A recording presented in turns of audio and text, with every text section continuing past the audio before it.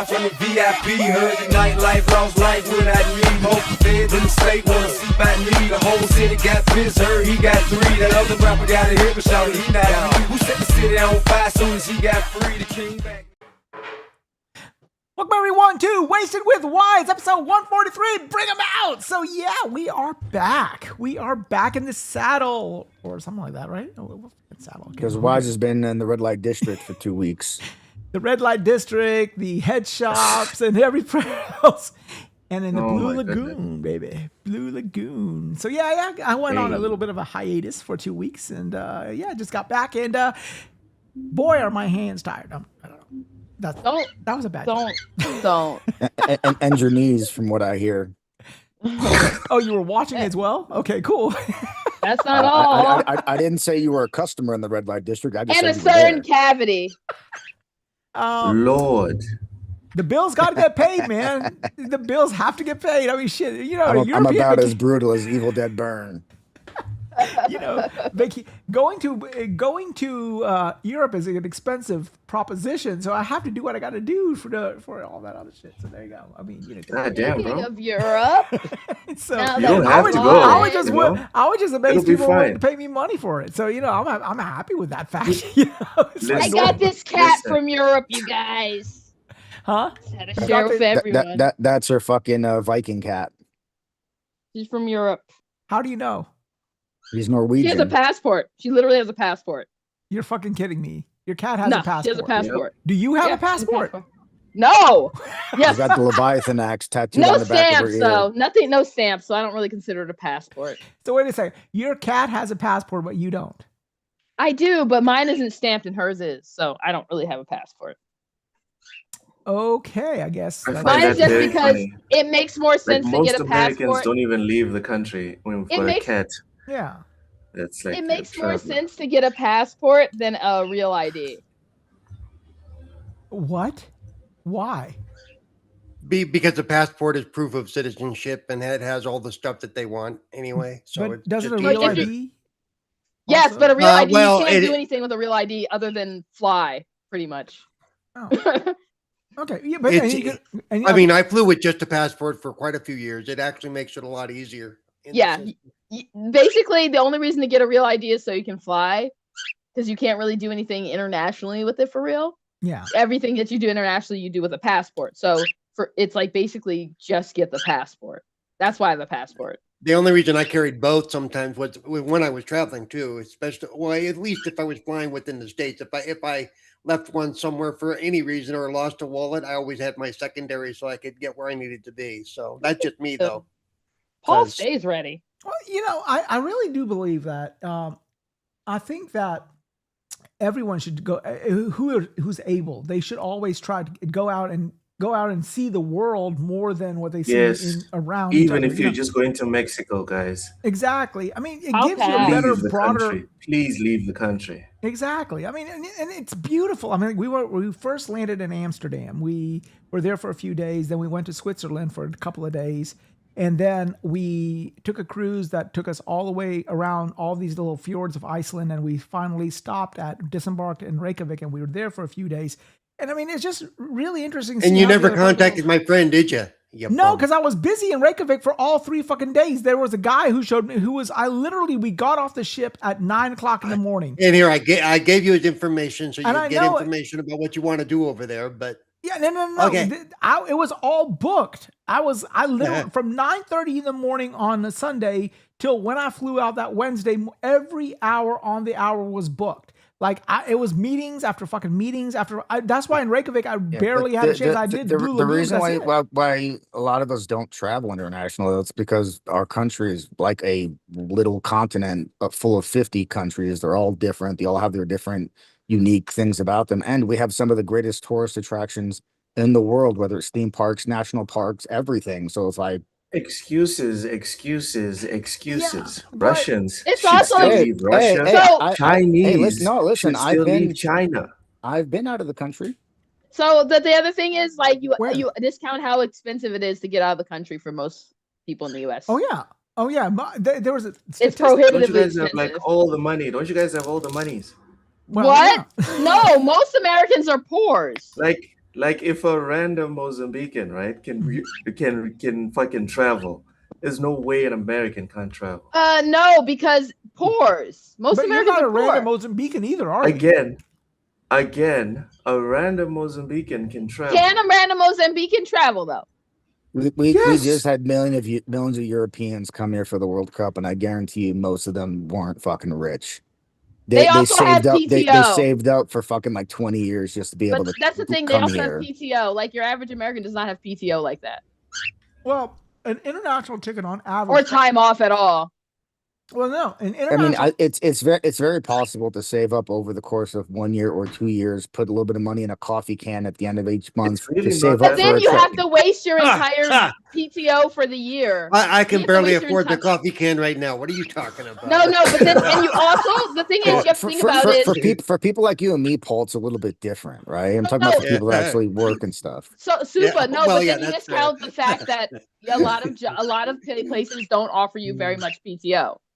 So you have to save that PTO for when you get sick or something, or you use it when you get sick. I'm sorry for deviating the show, guys. My No, bad. no, My but I know bad. we need to Shut get up. to the intros before I'm going to get my intro in just in Yeah. time to leave. So Ah, shit. Yeah. Okay, let's go ahead and get with the intros. Okay, the man right above me, Paul. How's life Hey. been, homie? I want to say how your week been going, because how your 2 weeks been going. What you been doing? What you been playing besides Halo? well, the games I can say that I'm one of the play testers or one of the review players for Gears of War E-Day multiplayer, and that's about Let's all I can say go. about that. My review will be on Lords of Gaming. My I can't call it a review really. My take on it will be available on lordsofgaming.net on the 30th, July 30th. That's next week. Mhm. So just keep an eye out for that. And other than that, let's see, played WoW, which I always play every week, just do my weeklies, and a few more games on GamePass and stuff. That's about it. Other than that, life is life. Cool beans, cool beans. Let's go to the person right above you, Cozy. Woo-woo! How's life been treating you, darling? What you been doing? What you been Great. playing? I have a new creature. I got a cat. That's the biggest change in my life. Life has been well.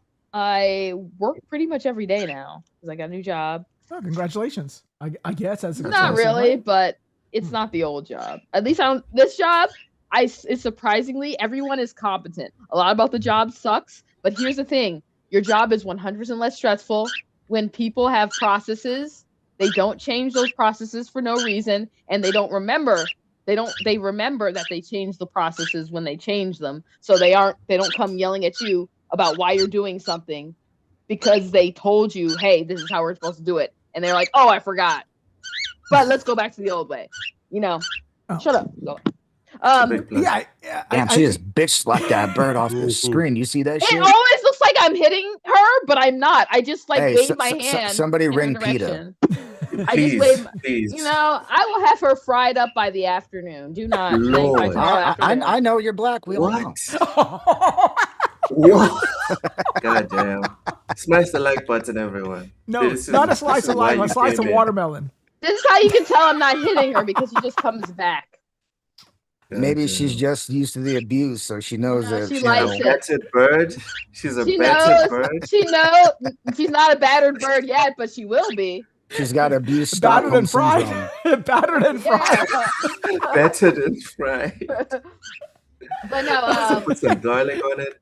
It'll be man, I got that Korean barbecue sauce, like gochujang or whatever. Dude, no. If you Listen, I'm fry getting her- hungry. Yeah, I'm dude. getting hungry. Yeah, if you fry her, instead of using Korean barbecue sauce, eat her with the chili crisp that's out these days. This is really good. This is a spicy chili crisp. It's really, really cool. You should try it. It's wonderful. I'll keep an eye out for it. It goes well with anything fried, like fried fish and fried chicken. I was just at Jungle Gyms earlier today. I should have checked it out there. You don't know about Jungle. I'll send you a photo of that, of the one I'm talking about. It's really good. It's called fried chili crisp. It has I think soybean nuts and as well as I love dried chili flakes. soybeans. I think Okay. for a crunch, for texture, but it's really good. You should Yeah. try it. All right. So what esoteric bullshit game have you been playing? Actually, I've not been playing anything super unusual. I've been playing a lot of Forza. Forza? Forza. Forza? Yes. No, it is Forza. It is no, Forza. because it upsets Loke. Forza. That was very delicious. It upsets every Italian-speaking person that listens to you. Is what it Are Italians even? Are actual Italians even listening? I mean, me and Paul are here. Actual. No, I am actual. I I am love it. actual. He's like, No. Yeah, Are you actual? me too. Where in Italy are you located? That doesn't mean my I'm not goodness. Italian. Nah, I hate to that break it does to mean you. you're not Italian. So as soon as Americans leave the US, they're not Americans anymore. Yeah, my Calabrese roots say I wish it we're was that offended. easy, Loke. I wish it was that easy. You want to hear something Damn. really funny? So I was in Europe, right? So of course I'm a typical Asian-looking male, and I walked into a couple of stores. People were like thinking that I'm a typical Indian person from India and stuff. And then I go to the register and I talk, and they were like, "How is it that you have a Southern accent and you are more Indian?" They were all fucking shocked. They're like, "What the fuck are you? What type of fucking mutt are you?" Yeah. The only way you could look more awful, Asian is man. if you're walking around and you're carrying like 2 DSLR cameras with you. No, but they're like, they'll think of it. They thought I was Indian and everything, and then I would go to the restaurant and say, "I'll say, yeah, how much is this thing right here? I need this right here." So they're like, "What the fuck was that? Where did that come from?" And you're not even, it could be you're not hardcore Southern sounding though. You're not, But I am definitely not. You don't sound Way Southern more at than all, you'd actually. expect. Well, I do not talk like this all the time. it's very slight. It's very slight. I do not have a strong Indian accent like this all the time. He has a tint of the Southern disgustness. No, that's being inbred. That's different. Okay, that's Wow. Wow. All right, let's go to the man to Forza. her adjacent. And I also been playing Animal Crossing. What? Animal play Crossing? Animal Crossing. You are actually you said 2 games that we actually recognize. That's a fucking miracle. I think that's a record. Like shit. I mean, It's because Yeah, I've been but only working one that successfully. any of us actually give a shit about. Hey, Animal Crossing outsold Listen, probably the no entire progress is Forza better than No, franchise. we're not talking about Animal Crossing. He's talking about I don't give a fuck about how many was 12-year-olds and Animal weird-ass Crossing was adults very play that hot when shit. everybody was locked in their house and couldn't go anywhere. Yes. No, the crazy thing is all Animal Crossing Yeah. games have sold extremely well. Yeah, but COVID helped and matters it's- some with this last one. It's a sad fact for the gaming industry. Yes. That one guy just became don't like big. fish. Wasn't there this one guy who started doing like a podcast or some sort of interview show on his Animal Crossing island back during the COVID era or something like that? It went big or something. Probably. Sounds like a pedophile to No, me. I'm telling you, it's like. And now Animal Crossing, I think actually most people that regularly play Animal Crossing are not children. It's because it's such a relaxing That's experience. because again, So they were trapped in their what house kind of with nothing grown to man plays do. Animal Crossing? I'm Lots! just fucking. No, That's a legitimate that's actually question. what makes it crazy. That's That's a It's a legitimate lot. legitimate question. I found not out a even very joking. normal guy. It's very in normal. Mythic It's very Games, normal that play Animal Plays it. Crossing. Yeah, there's and, lots and of he's a regular gamer. And he got you fooled, Loke. no. Don't It's fall like for it. it's so like it's like hard to explain that the appeal of Animal Crossing is This hard guy. to explain to people who haven't played it. Yeah, haven't played I it. mean, I guess you got to Hey, be. I mean, of a certain sexual. No, you Orientation. don't. That's the crazy. That's what makes it crazy. Namely, That's what makes it crazy. I Is mean, that it's I'm like not talking about homosexuality. I'm talking about pedophilia with it. no. The thing is, Wow. Animal Crossing. Throwing this out Crossing's- there, 30 Wow. minutes. You have me for 30 minutes. Animal so, Crossing's Yo. audience is largely adults, and it's also just like it's people who like a chill, relaxing, perpetual Yeah, experience. and so are furry conventions. What point are you trying to make? Or bronies. Bronies are the other ones. Bronies. Oh, bronies. See, are look. You got people that play Animal Crossing. It's like if you play Animal Crossing, you understand why people play Animal Crossing. No, Right. It's either Animal Crossing or Chase the Gazelle for Loke. But it's like No, like for me, I always thought it was some bullshit, like Animal Crossing. But then when I found out Matt was playing it, like I still haven't played it, Mhm. but the fact that Matt plays it, it's like, okay, maybe there's something redeemable about that trash, because that's what it looks like to me. It looks like trash. Animal Matt Crossing plays is it, basically so I'm like like, Farmville, alright. like the Facebook used to No, have was no, Farmville. If I it's had a like the Switch, best I way. would give it a chance. The best way to explain it is it's like if gaming, if like it's like relaxation, way of life, and like design the game. It's a cozy game, like a lot of other cozy games, and there's a It's cozy game it's that's plant your plants, there's a and cozy then horror there's shovel a the cozy horror game ground. coming out next month that I am looking forward to. But Use your net to catch the beetle in the tree. But the thing about catching the beetles is it's like because of the time frame of the game. Like for example, I finally completed all the bugs. I finally got all the bugs and the fish. And it took me so long because I refused to time travel. So I would not be able to catch a bug for like in the 2 or 3 months it was available. And so I'd be like, well, there's next year. If you're going to play a game about catching bugs, why don't you go outside and do it in real life? I think it'll be more productive. because I'm old and crippled. She ain't old or crippled. She neither. You know, it's because And also, we play FIFA. We don't run around Yeah. outside. Exactly. Okay. It's more productive for FIFA, cardiovascular that's one health. thing, okay? What are we You doing? have to have some sort of skill to play FIFA. Animal Crossing, to catch a bug, you just need a fucking net. No, you just have actually to don't. run. No, you actually You don't literally because just have to run. you know the other Wize, thing. come on, The other bro. thing about Come Animal on. Crossing is no, you don't just have to hit them with a net because some of them will like literally just like fly off before you can hit them. And the scorpions and the tarantulas, they'll come at you and knock you out.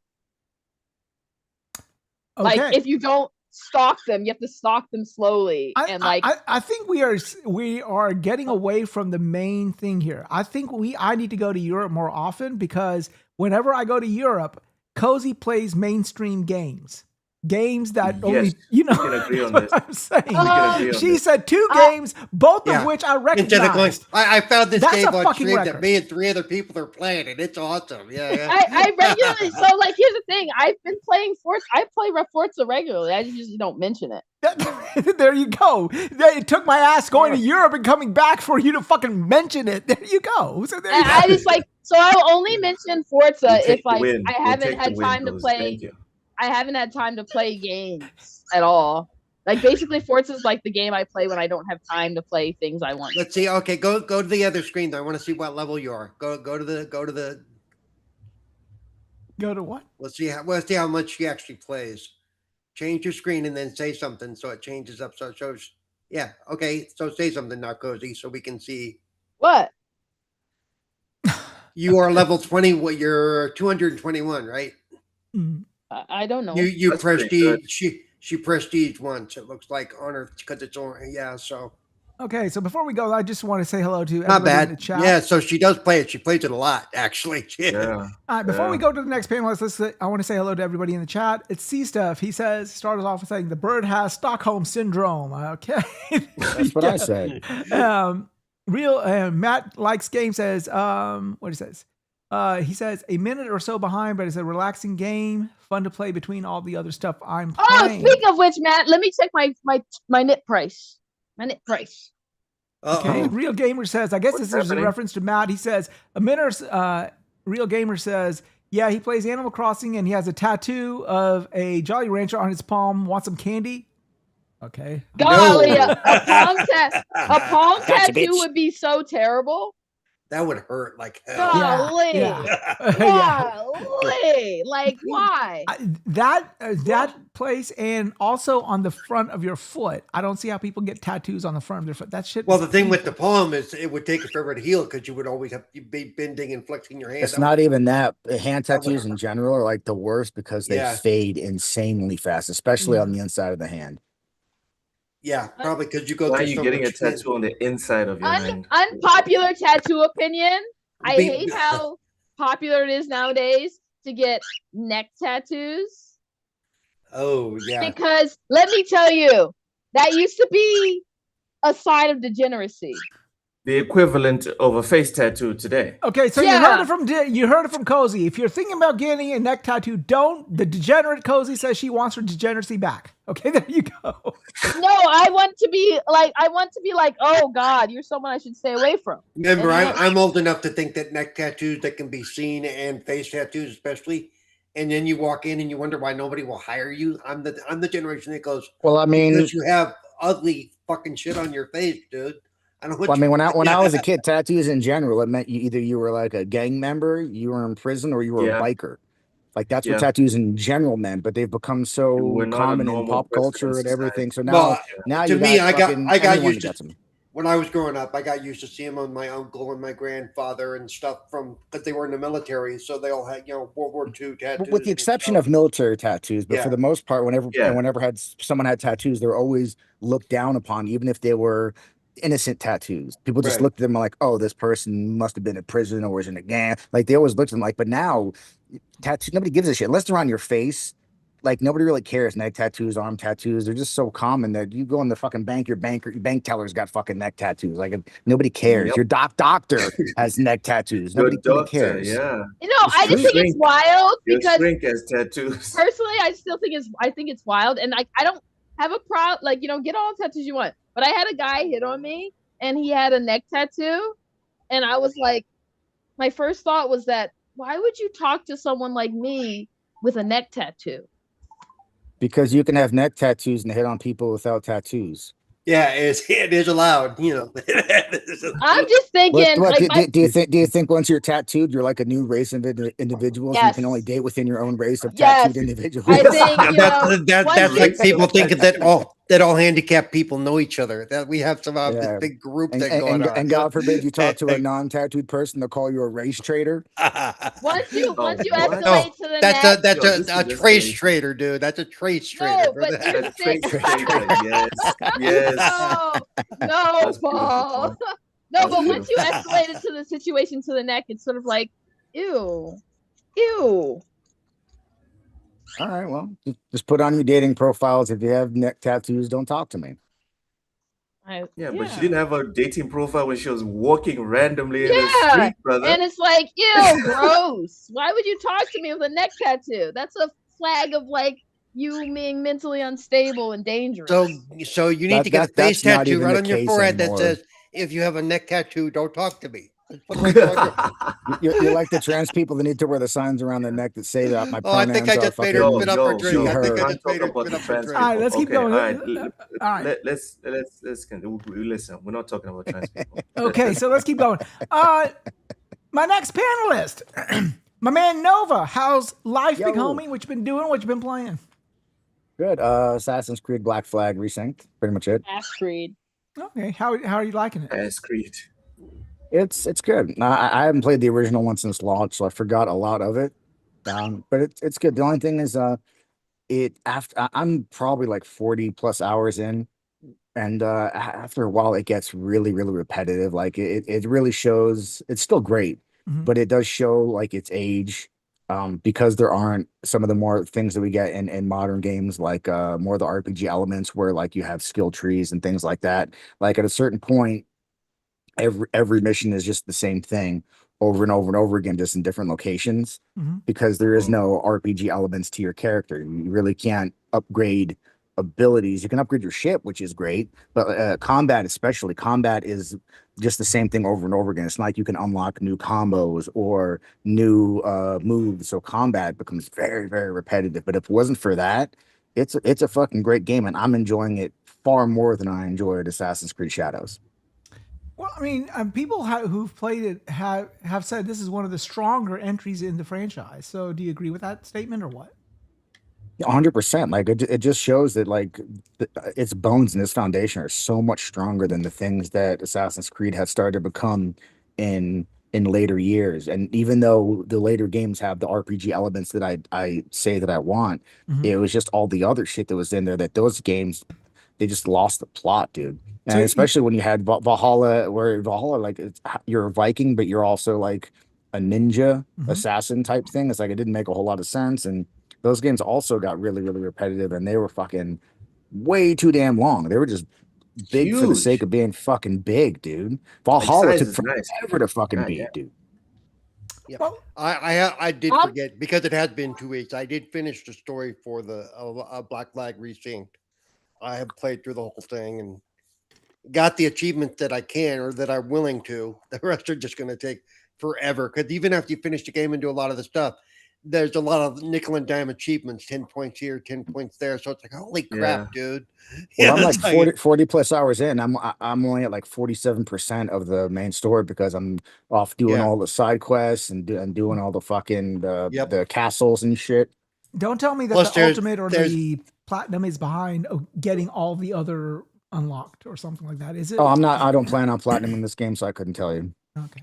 and I'm not a you know, I'm not a platinum hunter unless it's a game I Look at you. absolutely love, Plus and it's not there- like a slog.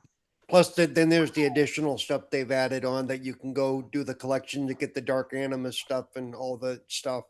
I mean, it's cool because I really enjoyed it. And it's been so long since I played the original Black Flag Mhm.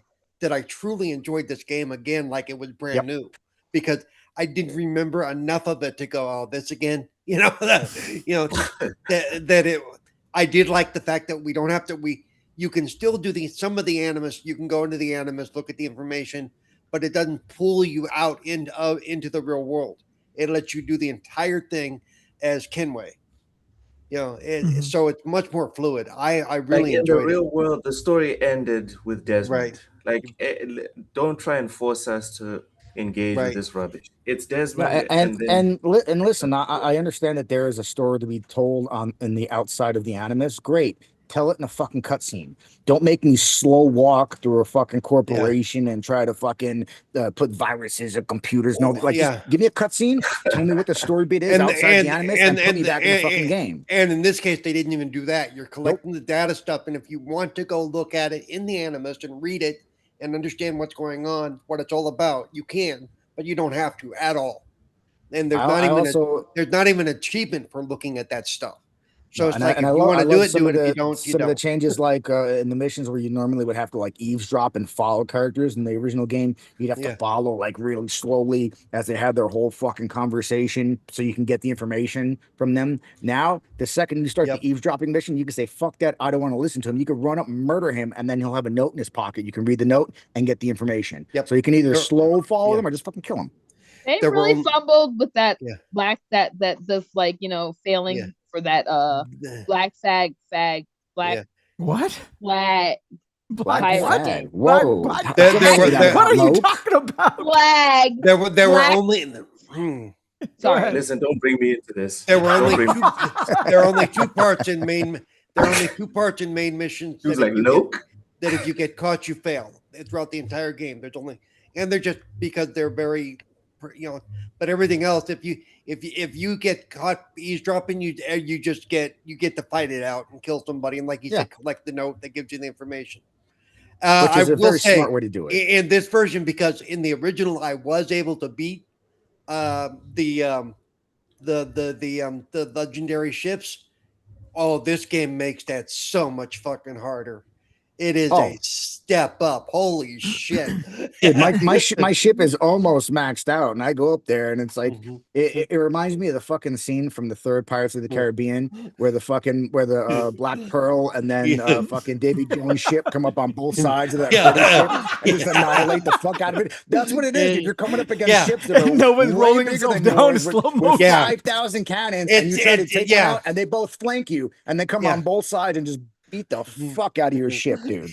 It's so hard. There is one, and it tells you there's one ship. He said you get up there and two of them show up, and you're like, oh hell no. And it's impossible to take them on one because they will constantly turn around and then flank you and then just come on both sides of you, and you can only attack one at a time. They fuck you up, dude, and they do so much damage. It's insane. I gave up. I tried like once or twice, and I was like, nope.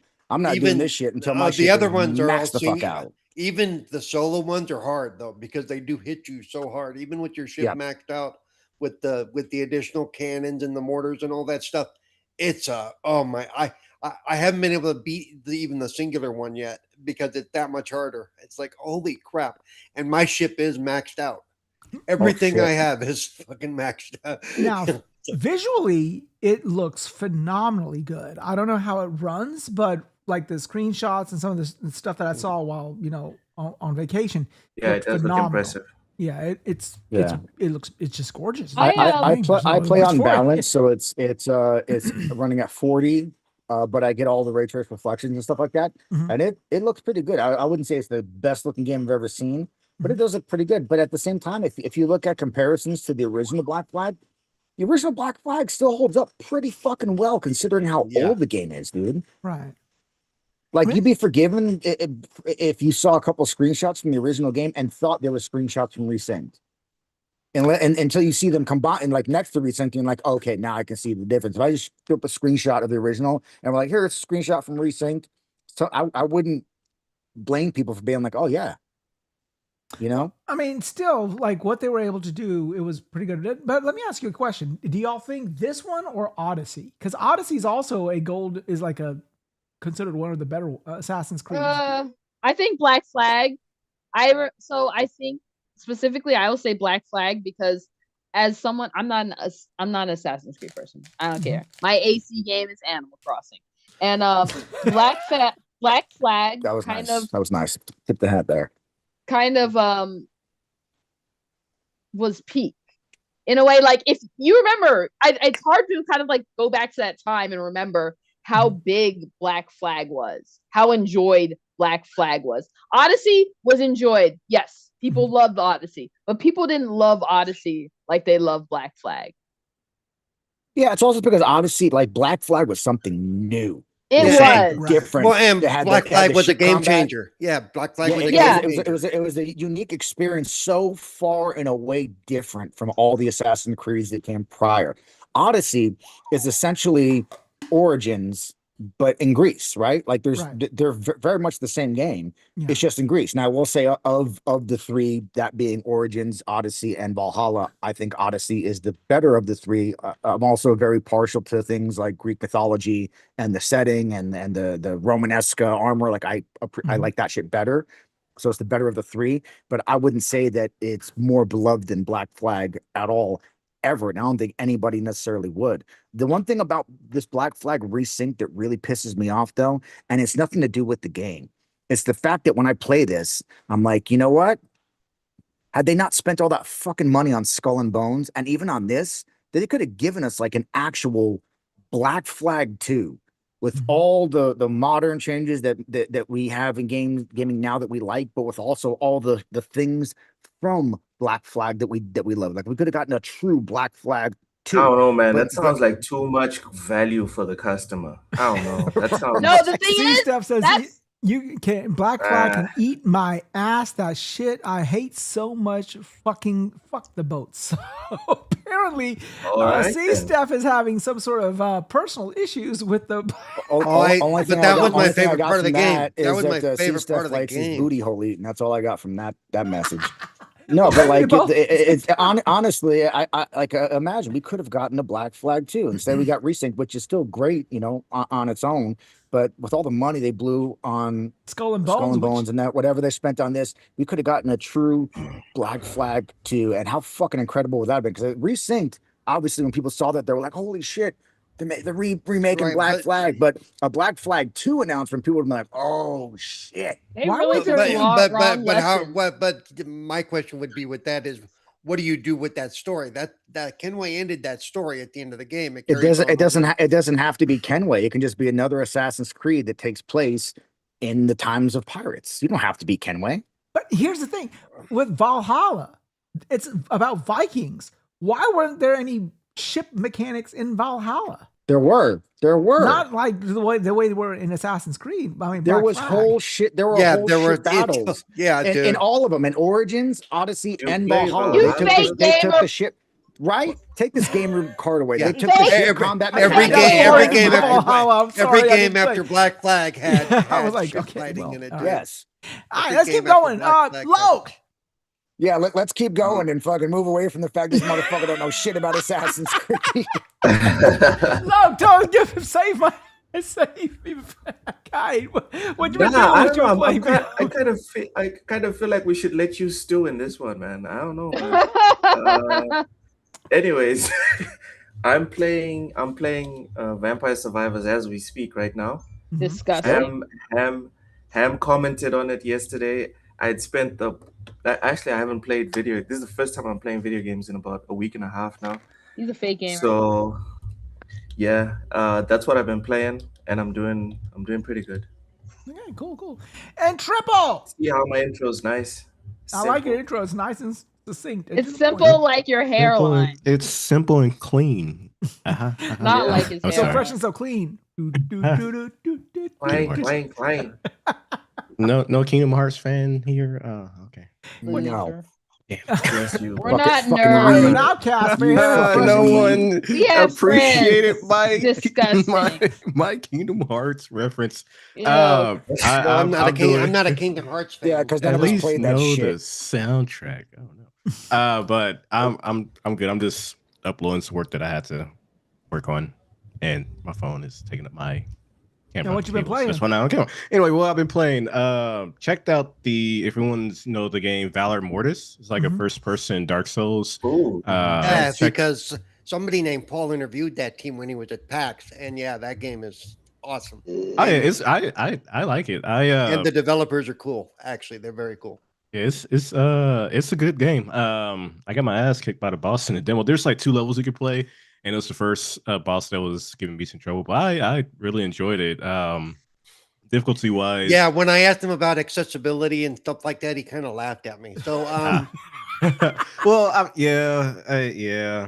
I don't. That's your area. I asked him if it was going to be Souls-like, and pretty much said it was going to be worse. I'm like, yes.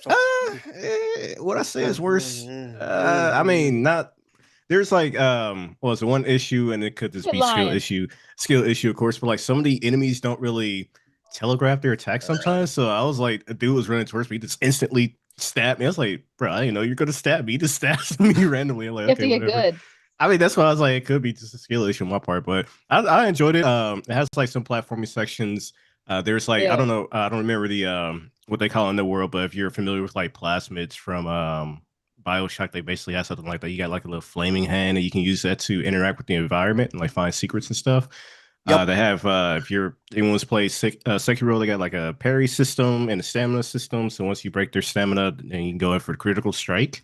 And but it is going to be unforgiving like Elden Ring. He made that very clear. He made that very clear. Yep. Yeah. If you, my first death was Okay, I'm interested. It's if you got a good PC to run it, they have the demo on Steam right now. My first death, death for the game was like I was walking forward and I got like stuck in a cage, and then like 3 enemies spawned in, and I was like, I saw it coming, but I missed my shot because you get like a gun as well, so you have little spells to shoot like the fire. Then you also have a pistol, and I was like, I know you guys are gonna stand up, and I missed my shot, and I got gang banged in the corner. So You had it coming. I will say I am still going to try the game because the demo I got to play at PAX was really cool. But I recommend it is unforgiving. It is extremely unforgiving. If you're not a fan of Souls games, Elden Ring, the challenge part of it, you're not gonna like this one. But in terms of the best way I try to describe it is like Elden Ring. Well, I mean, some people like bought Elden Ring into the hype, and it's like, yeah, some people like to put their nuts in a vice too. But so is there a diverse way of overcoming obstacles? That's the only way some people can climax. If you're talking about in terms of like combat, not necessarily. Unless there's going to be multiple weapons, I don't know. Like I said, there are spells, there are range options, and there's melee options. So maybe they'll expand on that. But in the demo, you only have one sword, one pistol, and like one ability to use in combat. Because when I asked about like difficulty levels and stuff, again I got the we're gonna discuss it. I'm like, oh, so that means no. I don't know, man. It's good. It's good. Playing it, I never felt like I was. The best way I kind of describe it is anyone's familiar. It's like it's a skill issue versus it's a game issue where you just like the enemies are bugged out, the hitboxes or the range on the attacks. It's like I died because I suck. It's not that I died because the game is cheap. Exactly, and I never felt that experience throughout the game. There was like 2 instances where the AI just bugged out. They just stopped moving and just staring in the corner. Is there like a learning curve? Because this is like the first game that I know of that's a Souls-like in a first person. It's just every Souls-like. So why? It is a learning curve. It's when you walk up to them and they bitch slap you across the face. You learn. So I mean, it's walk up to them like that. Yeah, this one definitely rewards you for parrying more so. Like in Souls games, I try to avoid parrying as much as possible because I'm just But no, this game is very parry. Unless it's called Sekiro. Unless it's Sekiro right as well, you got to really because I mean, damn, they're the same system in terms of like you can do melee attacks and your melee attacks build up like their stamina or stagger, but you're not really going to be doing a lot unless you're parrying. And then some bosses have like these weak points on their bodies, so if you destroy it, then it'll also increase their their stamina meter or decrease it, whichever. And so there's ways to approach combat, but it is primarily like, hey, it's going to be challenging. So I enjoyed it. I enjoyed getting my face stumped into the ground, so it was great. I like it.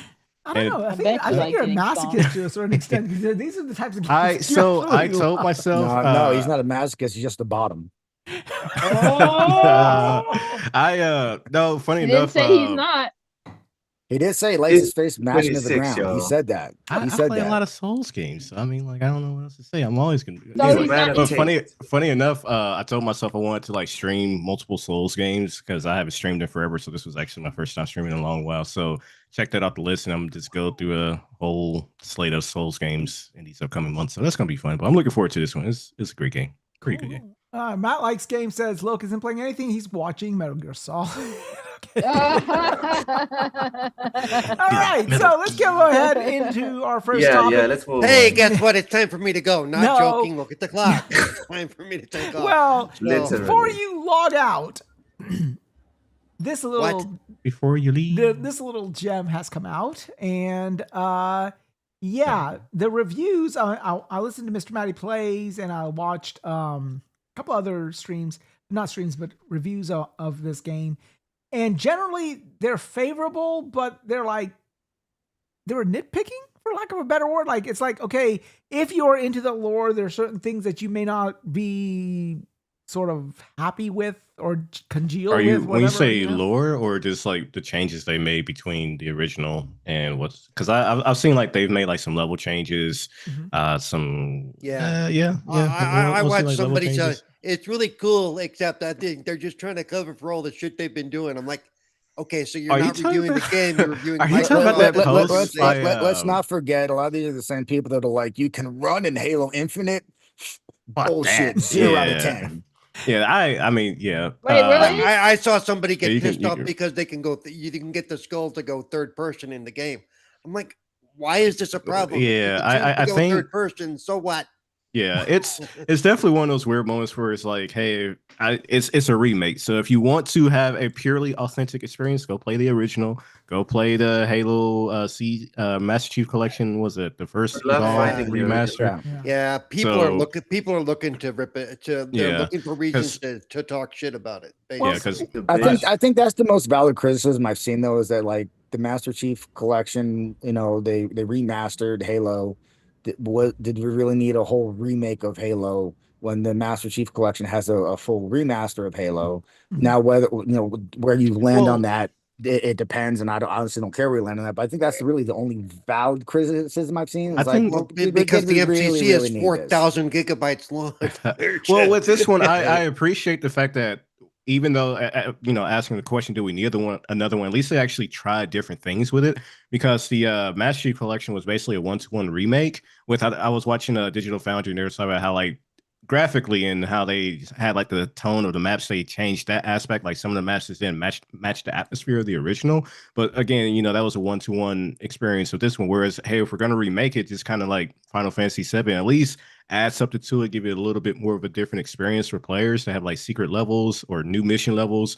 I think the library mission in the Digital Foundry review was like, hey, no, they actually made this level feel unique and different versus what we had in the original, where it was basically just like copy pasta a level design. So if you're gonna, my whole thing is, if you're gonna remake a game, like actually make some changes, because then it's like, why wouldn't I just go back to the original at this point? I've heard from people who have actually played it that it plays a lot faster and in some places a lot more difficult than it was previously, which is good.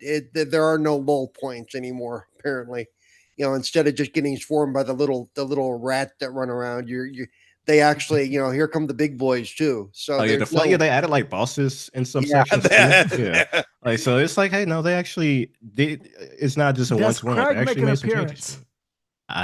It's on Unreal, so probably not. Oh god. I don't know. No, they should, for shits and giggles. Come on now, like let's come on. They're trying to erase. They're trying to erase the history, man. That's why they changed their studio name to Halo Studios instead of 343. Like, We're not 3 for 3. Yeah, but you can't forget the past. That's what I'm saying.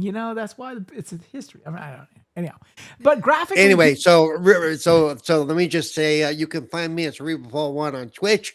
Cerebral where are you on Twitter. Where are you going? Tell everybody. I am going to go do the last versus preview of Gears of War E-Day multiplayer.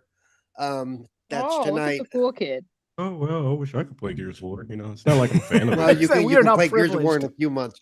Again, you can look for my write-up on July 30th at 9 p.m. Eastern or 9 a.m. Eastern on Hopefully Paul addresses the game, not Gaza. I will address the game. Man, that post I saw, I was like, bro, let's talk about the game, man. Yeah. No, I'm gonna talk about everything but the game. We're gonna totally tell me about global warming. And somehow if you really think about it, the emotion is just like the gas of today and how EVs the reason they don't have vehicles in Gears of War is because they can't afford the fuel. Of course. The damn pendulum wars ruined it for everyone, man. Pendulum wars. I know a little bit of Gears of War. Well, I if you could stay a little bit longer, we'd appreciate it. But we understand if you have to dip out, though. All right, Paul. Guess what? What? Oh, so Chicken butt. You fell for it. Yeah. Well, here's also, let me just throw out there too that I'm going to be at Dragon Con in Atlanta this year. What? You are? And that's why I mentioned it because I know you've gone to Dragon Con previously, haven't you? Yeah, I go regularly. Yeah, so if you're there, maybe we can meet up. No, definitely. If you say no, I'm going to hunt you down. Well, you'll be in the right area for it. Paul so no, I should be there. Paul has neck tattoos, just so you know. I don't care. And it'll be easy to find them. Find them all the way. I promise. Okay. Woo, Paul. Well, here's okay. How the hell do I sign off of this stupid thing? It's the X button in the corner. I don't know. Me neither. It's not where it usually is. Yeah. Anyway, I'll just close the window and it'll go bye-bye.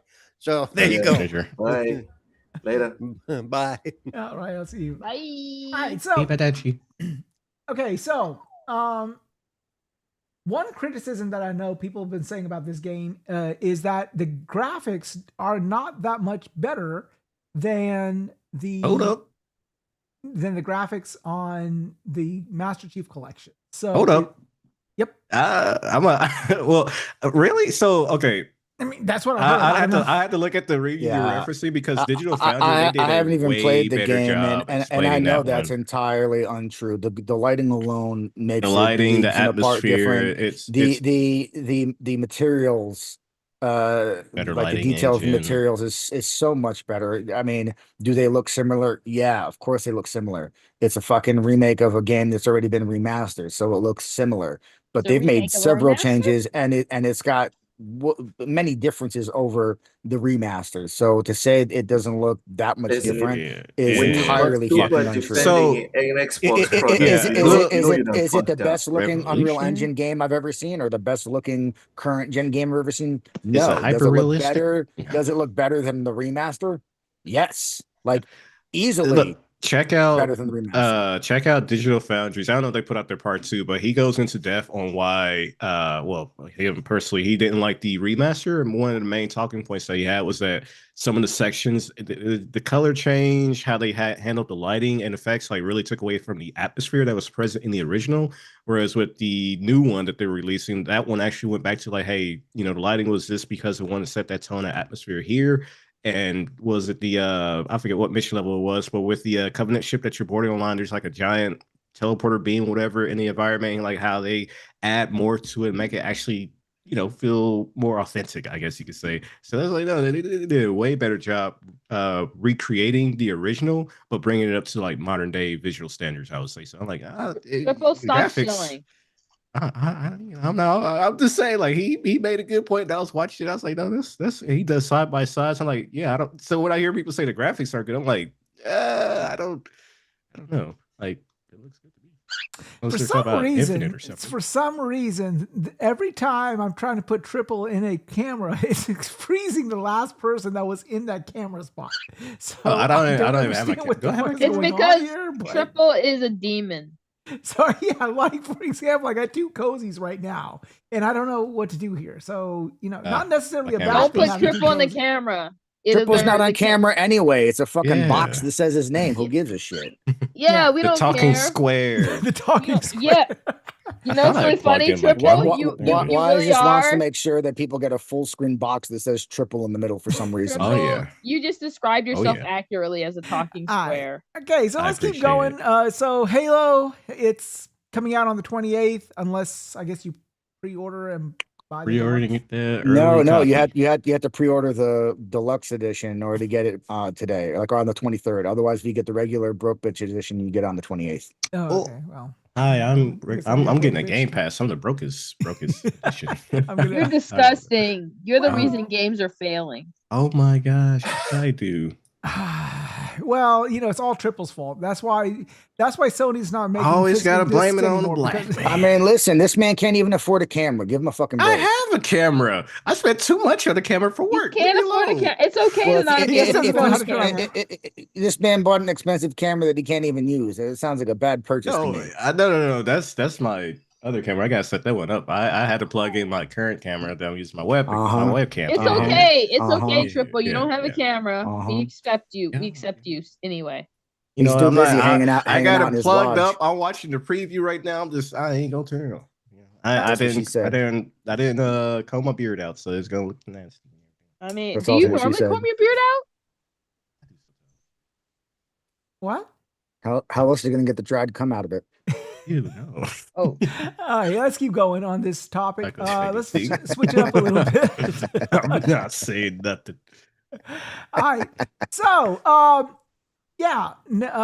Sony has gone inconspicuously silent, but other companies have sort of started talking. Nothing For inconspicuous Sony? about that, but all right.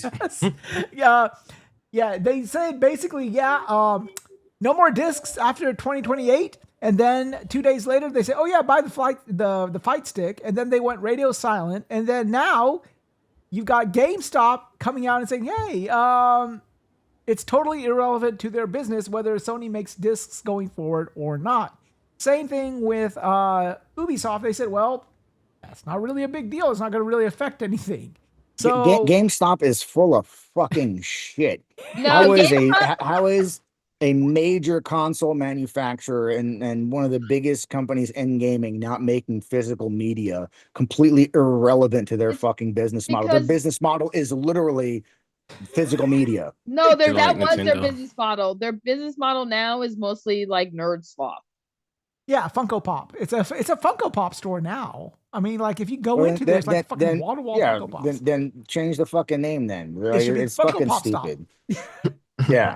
It has a nice ring to it, Funko Pop No, Stop. it's not Funko Funko Stop Pop Pop. store. They have Or to call it change their Slop name to Stop. Nerd Slop. No, Nerd Slop Stop sounds like a strip club. My bad. Stop.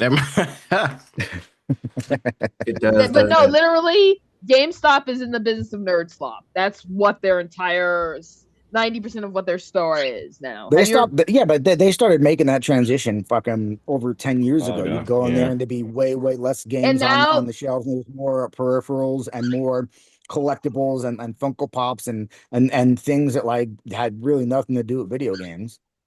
If I recall, didn't Sony say they would be like supplying digital cards or something at least? Digital Yeah. codes in stores. So I mean, you still take out of the sell I and don't trade know. and stuff. But aspect of it. with this whole thing with Sony, like what do people? Yeah, they've gone radio silent, but what do people want them to say? Like there is no, We hear there's you. nothing they could say We that's understand going to your fix this concern. problem besides sorry.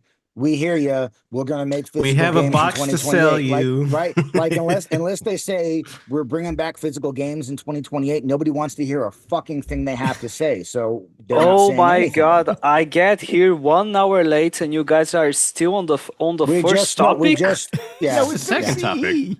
No, Well No. done. Well done. Appreciate for waiting me, okay? How The is everyone crazy- doing? We got through Combat Evolved.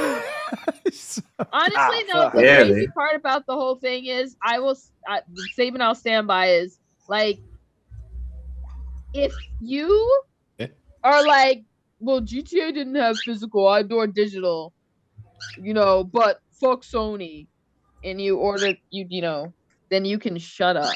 Well, so here's the Because thing. GTA will be making them more money than any of your favorite physical single player games. Yeah, and all these people that are posting them canceling their GTA 6 pre-order, I don't fucking believe a single one of these people. Hold on, because hold first of on, all, hold on. I didn't see anyone doing that.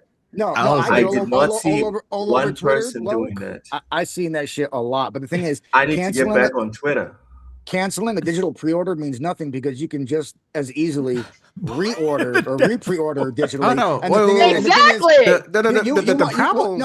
I just want to say real quick though, the problem is like you're canceling your pre-order for a game that doesn't even really have official physical release. It's going to be it's not even that. It's like, so you mean to tell me that you want to play GTA 6 so much that you digitally pre-ordered fucking months in advance. Shit don't even come out till fucking November. You digitally pre-ordered like 5 months in advance. But now that Sony's not going to make discs in 2028, you're like, fuck that. I don't want to play GTA 6 anymore. Bullshit. It didn't even have an early access. Like It I didn't said, have it early didn't have a access. disc already. Bullshit. You're buying it like the whole you're Yeah, buying a digital so- version, but you were originally supporting the developer. I'm not saying that you can't In a buy physical- GTA 6 digitally and still have an opinion on what PlayStation is doing, right? You can very easily say, I'm pre-ordering GTA 6 digitally. At the same time, I think what Sony's doing is a fucking scummy thing, right? If that's how you feel, great. But don't try to hit me with fuck Sony. I'm canceling my pre-order because I don't buy that for a fucking second, dude. We all know you're gonna be playing that shit. Supa, I'll go further. I think you can have opinion, but fuck your opinion. If you've already pre-ordered GTA 6, you've already proven that you're a bitch. Yeah. You're a bitch. Okay. Not a You bitch, can't but complain. don't. No, you're a bitch. You're a bitch if you're complaining about I wouldn't say problem- bitch, because but GTA matters don't more to pre-order Sony. digitally and then try to complain about people only being able to pre-order digitally. It's like if you have no problem pre-ordering digitally. I mean, here's the thing. I think the bigger issue is not so much the going away as the physical media. I think that the thing is the discussion around ownership of property, right? The ownership of the games, because it's the fact that people would have less of a problem pre-ordering games digitally if they didn't feel like once I pre-ordered this game at any point they can just nuke my property, because once I buy it, it is my property. Whether it exists on a server somewhere or on a shelf in my house, I paid for it with my money. It is my property. So I think that's the bigger conversation, is that people want to know that their property is theirs.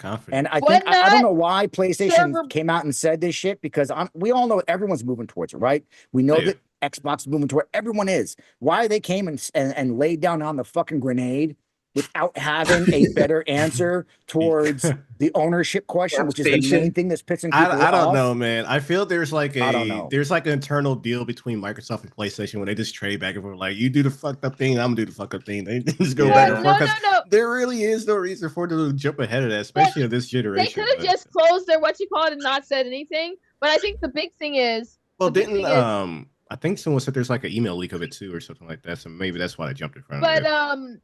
But the thing is, I think, the writing was on the wall, even though like they kind of like fudged around with the numbers to make it look like better than it was. But the thing is,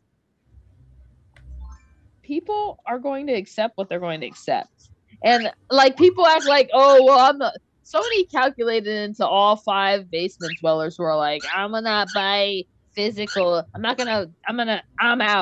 But the other thing I don't understand is all these people complaining that are pissed off. They're like, fuck this. I'm not buying another PlayStation. I'm just going to build a PC. And it's like, cool. And you're going to go directly to Steam, which is all 100% digital. So, like, the thing that annoys me, the thing that annoys me about this entire conversation is it's ridiculous. It's largely ridiculous, personally speaking. It's largely ridiculous because they talk about like game ownership, and like then you're like, well, can you give me 5 examples of a game that is digital only, that you've purchased that doesn't require an always online server that you can no longer play?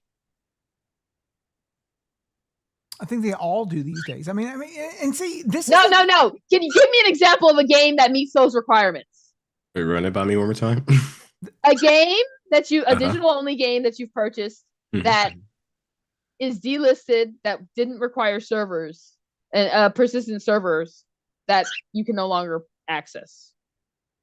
Yeah, I couldn't really come up with an example, but that's really a specific situation to look into. But no, that's not specific. That's digital gaming. No. I say specific because it comes down to like, okay, what about single player games that don't need you to log into it? And are there single player games that really don't have no require online connectivity? Can you still play it now? Off the top of my head, I can't think of any single player game, but I'll put in reference like Elden Ring, for example. You could play that offline. If that got delisted and I couldn't update it anymore, would I still be able to play it? And I don't care about multiplayer. I just want to play the single player experience. No, but Triple, that's what I'm saying. That's why when people are having these arguments, it's like, find an example of a game that's delisted, that's digital only, that you can't play if you purchase the game.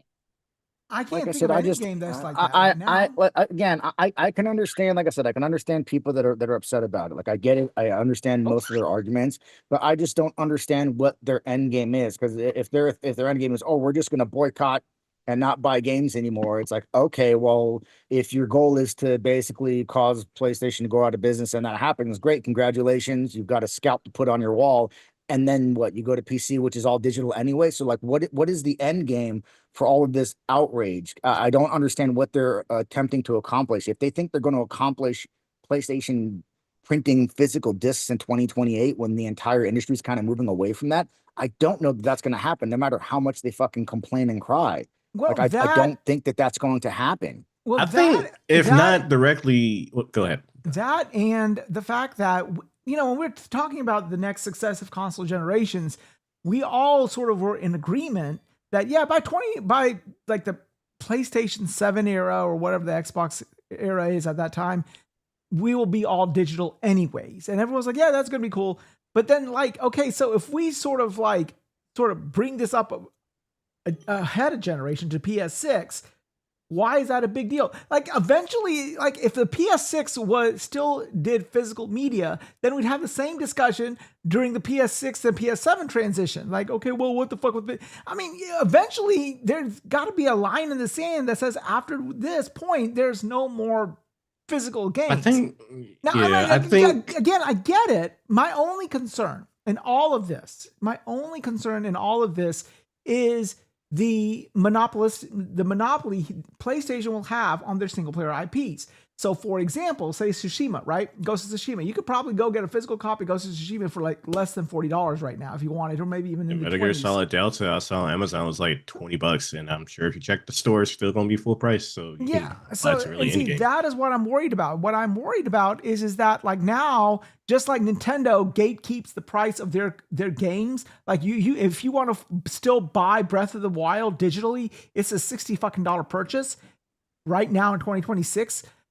That's what I'm worried about. Like when they make their IPs, then their IPs will be like sort of gatekept by them, and they're not going to reduce the price as frequently as they should. And therein lies the problem. Like if they do that, they're sort of digging themselves their own ditch, because what's going to happen is people are going to say, well, are these games that this company is making, are they worth it? Yeah, are but they worth at that point, then as the consumer, you get to speak with your wallet. You can either support games that cost that much or you don't, right? But this whole thing of like, oh, we're going to speak with our wallets and show PlayStation that we want physical media. It's like, bro, people did speak with their wallets and they purchased games. They've been speaking with their wallets. That's why. And we can say, oh, they fudged the numbers to make them look better for whatever they did. The numbers still, digital sales still outnumber physical sales, regardless, right? Whether there was fudging of the numbers, which I don't know there was, I didn't investigate. I'm just saying that's like the claims. Are they fudging the numbers? Or they try to make the numbers look better than they were to make their case look better? Irrelevant.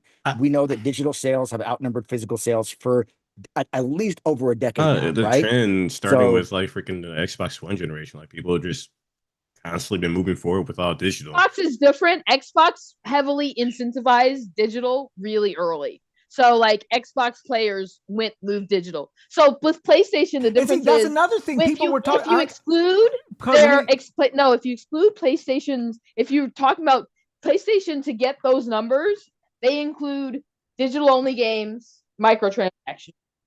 Well, see, that's another thing. Their actual game closer to 50%. No, but when I was scrolling through Twitter when I was on vacation, people were like, "Oh my God, Xbox is going to do physical, and they're going to kill PlayStation because Xbox is going to be doing physical." I'm like, "Well, the Xbox was doing digital before even PlayStation was, and in fact, their discs have no game on it." The best-selling Xbox this generation by multitudes over the Series X was the Series S, the digital-only Xbox. So, if anything, Xbox has looked at the data and said, there's no point in making a physical media next generation. Most of the Xboxes purchased this generation were digital only. I mean, I do want to say real quick, because when I joined in, I heard what Cozy said.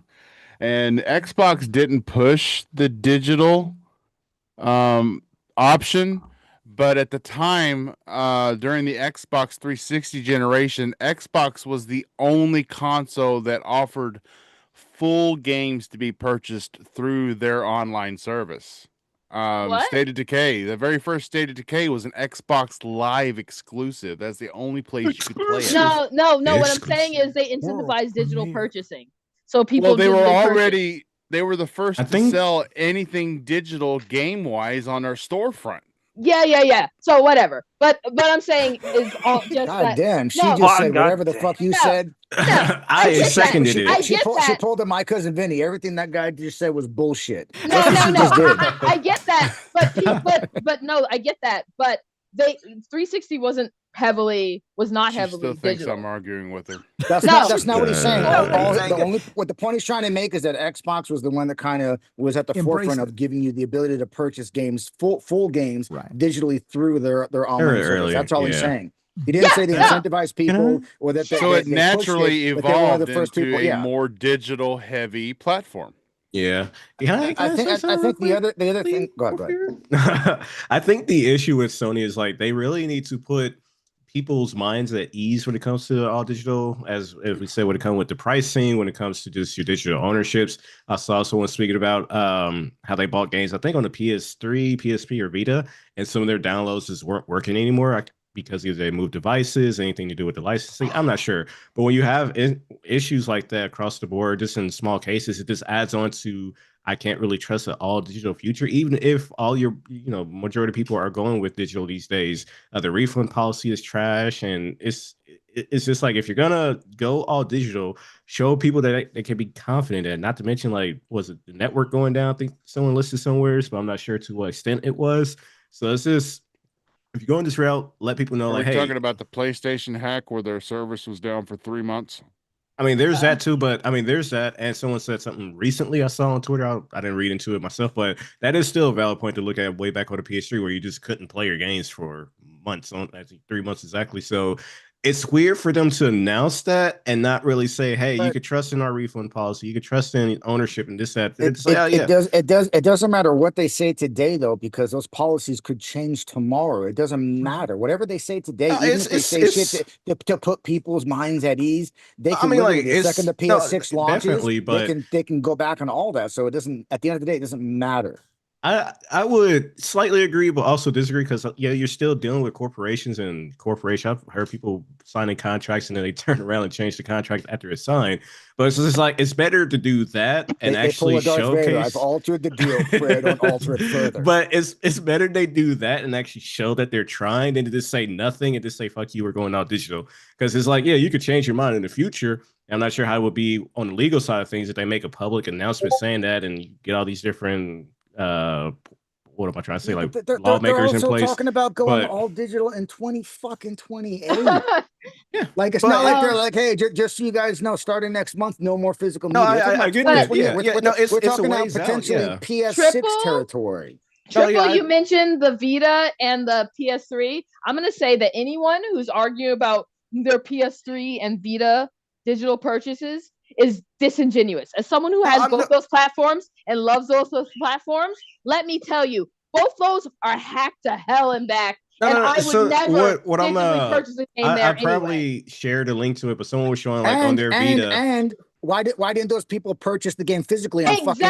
fucking on the SD cards or whatever? No. But the point is still like, this goes back to, if there's an issue, regardless of why did I purchase this here, why haven't I upgraded? If there's an issue that is preventing me from playing the games that I own, that has to be addressed. No.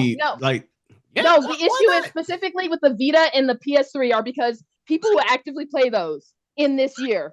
No, but I think this is something to be said but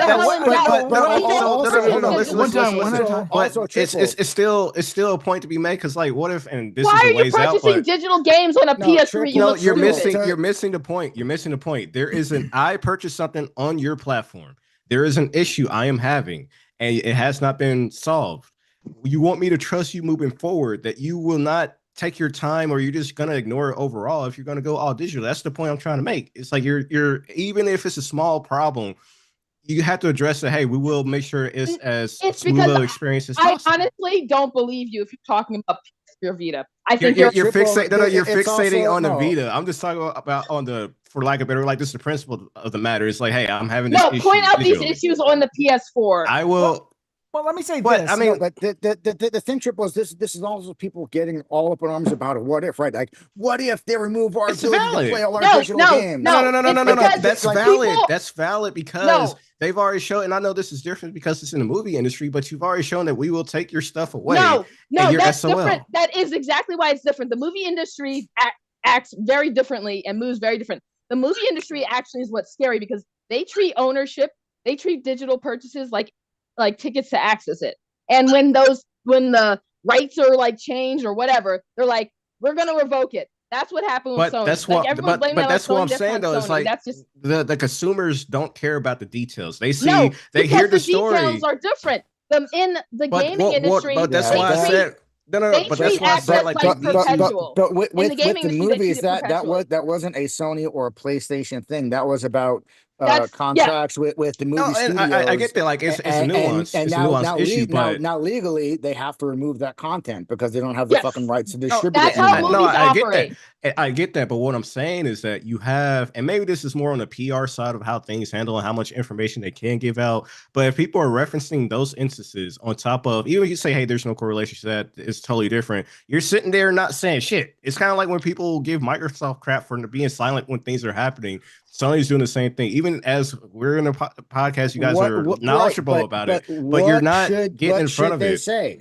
What should they, there is no way to get in front of it, and again, unless the thing that they say is that's it. We're that's physical media coming back 2028. We're going to make all the You don't have to do that. You don't have to do that. Again, when it comes to, I beg to differ. Unless they say that, I don't think this goes away at all. There is nothing else they can say. You're speaking in the absolutes of like everybody's going to be happy because people don't want to hear about refund policies. People don't want to hear about that shit. People want the physical games to come back. No. Refund policy is important to the people who do care about the refund. That's why some people mention when this happened, like, I can't trust you with it because of refund policy. Okay, Mr. Subgroup of really? People. Okay, our refund policy is going to be. Go to any PlayStation YouTube video in the last 2 weeks. Doesn't matter what it is. The trailer. I'm not. No, hold on. Let me finish. Any of them, or any of the tweets they put out. It's not.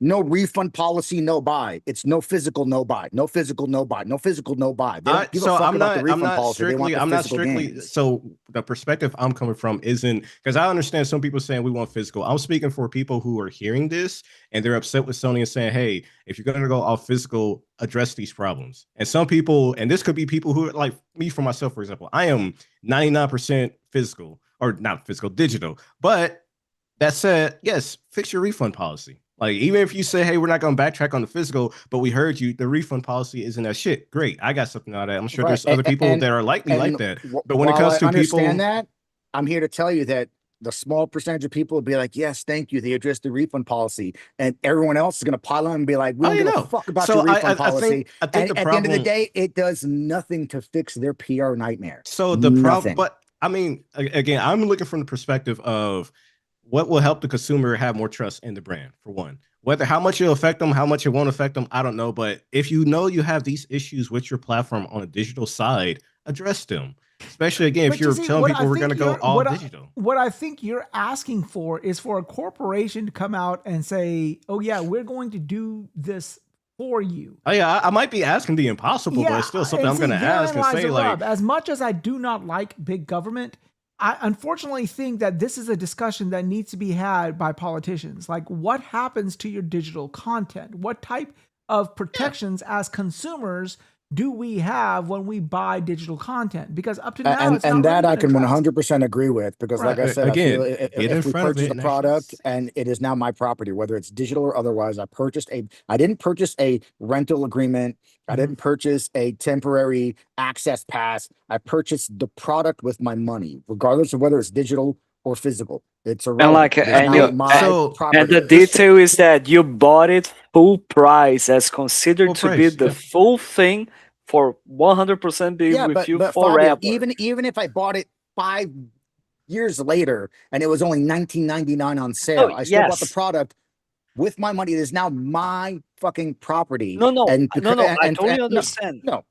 It's just that what I'm trying to say is that if they are going to be doing this, fully digital, and by the way, it's a license we can revoke anytime we want, then fucking adjust the prices in order for you to it's not $70 anymore. It's just $5 each game. It should be no different than renting movies, because you can buy a movie on Blu-ray for $60, or you could rent it in ultra high definition 4K for like $29.99. They're not gonna do that because of like how long we've gone this generation of every game. Of course they're not. But in the gaming industry, they actually treat. Oh, and just like what I was saying, like in an ideal world, Sony get in front of us and say something, give us confidence, but No, but in the gaming industry, they treat game licenses as perpetual. So like that's why these games get delisted. You can go and re-download a delisted game, but you won't be able to play it. Like there's so many games right now. Yes, you will. But name a game. Name a game that doesn't require servers. That's delisted. That doesn't require service. No, I'm talking about exactly. The ones that are... Exactly. That's a different case. Okay. No. So what I'm trying to tell you is like you get the situations like your Ubisofts with The Crew or Tony Hawk's Pro Skater 5. Like those are games that people bought, that people spent time on, that people wasted perpetual money on microtransactions, and you are not allowed to play. No. Yes, they have a server. No. We're excluding server side games because that's a different scenario. So one thing I do want to add to that. Go ahead. Yeah, this is a right. This is a right of mine as a consumer. I need to be able to play whatever the fuck I want because I pay for it. So hold on. I want to bring up, because I get what you're talking about, and that's where the stop killing games thing is coming into play. Because if it is a game that requires a server, I'm not technical when it comes to the back end servers and all that front end, blah blah blah blah. But is there a way to set up for people to be able to make their own private servers? Gears of War 2. And Gears of War 2 and Gears of War 3 came out peer-to-peer or server-based. You could hook two consoles together and play. I think we also like that. we need to move away from single-player games requiring online connectivity or constant server connectivity. For a single-player game, why? So honestly, so I can upgrade my lead. No. So for me, just to close to that, like I agree with Fabio in terms of like, hey, make sure there's an option for players to say, hey, regardless if it's single player, if it's multiplayer, allow people options to let them know, like, hey, if this game does ever get delisted for whatever reason, trust that if you bought it, you can still buy it, or you can still download it, you can still play it. If it's an option to do your own private servers, go ahead with that, because I think like a buddy of mine, he was playing Resident Evil Outbreak on the PS2, and he's got it set up to where like, oh yeah, I got a server set up and we could play as if we're the online servers were still running. I'm like, that's a PS2 game that we could play, and and it's just that option for players, and they don't have to go online. It's difficult though, because these are also games from other publishers that are not PlayStation. If they decide to remove the servers or whatever, what power does PlayStation or Xbox or Nintendo have over that? But these situations are not necessarily saying that, PlayStation and Xbox needs to fix it. No, this is something that needs to be fixed across the entire industry. Steve-O, when you talk about the dedicated versus peer-to-peer, that's what's important. Because you know what? Gamers fucking asked for this. Because if you remember in like the 2010s, the early 2010s, the big complaint people would have is like, we don't want peer-to-peer. We want dedicated servers. We want dedicated servers. That's what y'all fucking get. That you get what you deserve. What Yeah, you but asked at the same time, peer to peer was it wasn't very consistent, right? it's it's a difference Internet speeds and internet connectivity have gotten a lot better in the last 10 It's plus entirely years. dependent on the host's internet Yes, speed. Yeah. you asked, but you asked. Okay, then for let's go back to dedicated dial-up internet. Sounds No, like you a guys monkey asked ball for- you guys- situation. because- And the other thing is a lot of these companies are not going to allow their online experience to be dictated by the internet of a single host, right? Because Yeah. if that host's internet is dog shit, now people playing are like, yo, this whatever publisher's game is dog shit. It plays like shit online, but it has nothing to do with Gives you a their bad game. reputation. It's Yeah. the host's internet, right? So it's the same reason that a lot of these So companies at have the insist on time, the yeah, experiences. yeah, and that's where it's just like, no, it's valid. Like when the game is live and active and hundreds of thousands, millions of people are playing it, yes, have a dedicated server so it's a consistent experience for the most part. No varying speeds for everyone else. Why do they have dedicated servers at all? If you guys are whining about like, no, but they'll take cozy. the servers offline, then- You're missing the point. When it's a live game and everyone's playing it, yes, have a dedicated server. If you're taking it offline, give people the option to say, okay, screw it, we can do peer-to-peer because I want to continue to play it, and then go into that. But when you're hosting millions of players, people want consistency across the board while it's live. It's the same reason why it's the same reason why in racing games the cars will never take an insane amount of damage, because the car manufacturers don't want their vehicles being seen all beaten up and shit. They refuse to allow it to happen in the games because they want control over the image of their product, right? And it's the same thing. These companies want control over the image of their product, or over the experience of their product. Like if it plays like shit, like I said, on a host's internet, that's going to be reflected upon that product, right? And it's going to negatively impact the perception of that product when it had nothing to do with the company that made it. It was that fucking host internet. So these companies they want to control this shit, and I think to an extent they have a right to control their image. But let me say this though, like but once it's offline and no longer being sold and supported, then do whatever the fuck you want. I don't think that this is a solution that is going to come intrinsically from any of these corporations. I think these corporations are going to be forced to do this by some sort of political agency of some kind. Now, let me pivot to another aspect of this whole situation here. Now, the good thing about PC, but you also got to keep in mind that politics stateside are not politics of the fucking world. So whatever happens here, is that going to be reflected upon in Europe? Usually Europe is the first country. That's not what I asked you. I said if politicians here pass some type of legislation to fix the issue stateside, what about the rest of the world? Does that mean that it changes for the rest of the world? Right. So even that is not a fix all for the entire problem. And there are millions of gamers outside of the United States that are still being affected by this problem. Well, so and someone maybe Steve, you might be more knowledgeable on that. If they were to mandate server side requirements or allowing dedicated servers or peer to peer rather in the States, isn't that something they would have to do to where like, hey, there's no way we can make it exclusively? Like, it's a feature that we've made in the States, so how could it not go to the other worlds or something like that? Like you already got it. Unless they're just like, well, it's not mandated in Brazil, so we're just not going to do it. But you already do it in the States, so you already have the process to do so.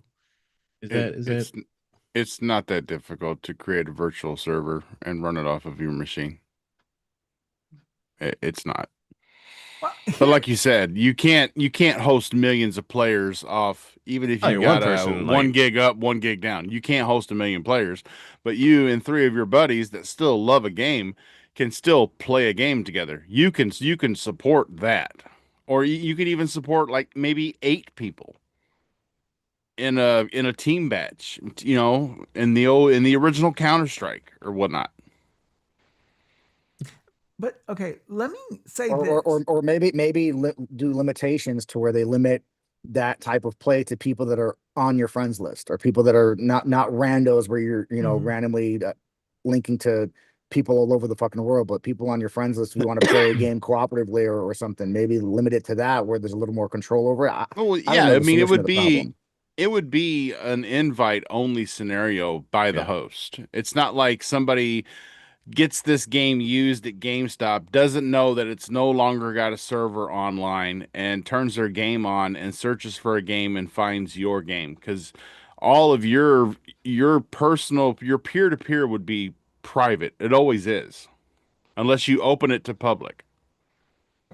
So maybe they can mandate that you keep it, or you do not even have the option of making it public. It has to stay private. Maybe they can mandate something of that nature. I mean, well, no, they could. I mean, the only real thing, I mean, I might be oversimplified. The real thing they just need to mandate is like, hey, is there an option for consumers to be able to play it offline? And I think that's what you're trying to say, Triple. Like, I think there should be options. If this is the avenue that you want to go down, which is fine, you got to give us options or, contingency plans as to what happens 5 years, 10 years in the future when I still want to play this game and the game is not actively having the server being supported. It's not being like, it's like, for example, and maybe it's not the exact example, like me with Destiny. Right. If Destiny ever got shut down, it's like, well, I like Destiny. I still want to do a 6-man raid, and can I host the servers myself and get 6 people invited in? Like, yeah, sure. Like, you're not making money off of it anymore, and in terms of like protecting your property, like, you're not supporting it anymore. So, well, let me ask this question here too. Okay? Even when it comes to physical media, this is still going to be a problem, though, right? What if you buy a game on Facebook Marketplace, not realizing that game's server shut down, and you put the game in your freaking console, and you don't have internet, and it requires you to download the whole game because the game isn't even on the fucking disc. I mean, at that point, it kind of comes down to like, you need personal knowledge at that point. If people don't know that it's offline now, that's kind of now. If it's like the game just doesn't work purely, like there's an important update that you just can't get to. 99% of the gamers out there don't know fucking anything about anything. They see a game on a shelf, they go, "That looks cool." They buy it and they play it. No, they're not tuned into everything like we are. No, so that's what's funny about what he said about updates. Updates. And patches are free. You don't even have to have a paid Xbox Live account or a paid PlayStation account to get a patch for a game or get an update for a game. You could take a game, you could totally wipe out the hard drive on a 360, and even though the 360 store is no longer up, you can put a disc in the 360 and it'll still give you a game update. That is something that publishers have the game may not even be online anymore, but there's still a update listed in the catalog for the game. You'll still get that update. You may not be able to do anything with it, but it'll say there's an update for it. So so it's just give as much accessibility and options up to the consumer with products that they purchase and own it. Just right under the whole licensing, like they want to make sure hey, I bought this and I'll be able to play it whenever I want to, in terms of like, as long as I have the hardware to do so. Well, let me go down this. You're speaking of hardware. Let me go down this other aspect. Okay. Now, the good thing about the PC environment is this: like, if you got a game and you can either get it on Steam or you can get it if it's cheaper on GOG or Epic Game Store or whatever, whoever you want to buy it from, you can CD keys, whatever, right? The problem with PlayStation going fully digital, one of the problems is that, okay, if I wanted to play the next, let's just say, for example, I want to play the next God of War. I'm stuck to buying it on the PlayStation Store, period. I don't have the option of looking to a adjacent store for the same game. Now, and that's by design, because when they share cells with retailers and other stores, they only get the 30%.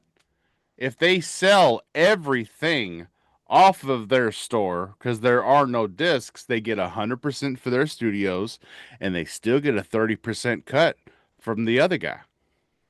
But see, therein lies the rub of it all, right? So if you can buy, say, for example, 30% cheaper, since you have to split the revenue. No, well, I mean, if you're looking at, say, a Square Enix game, right? Like, you can play a Square Enix game on Steam, on PlayStation, Xbox, and you will buy that game wherever you can get it the cheapest, if you want.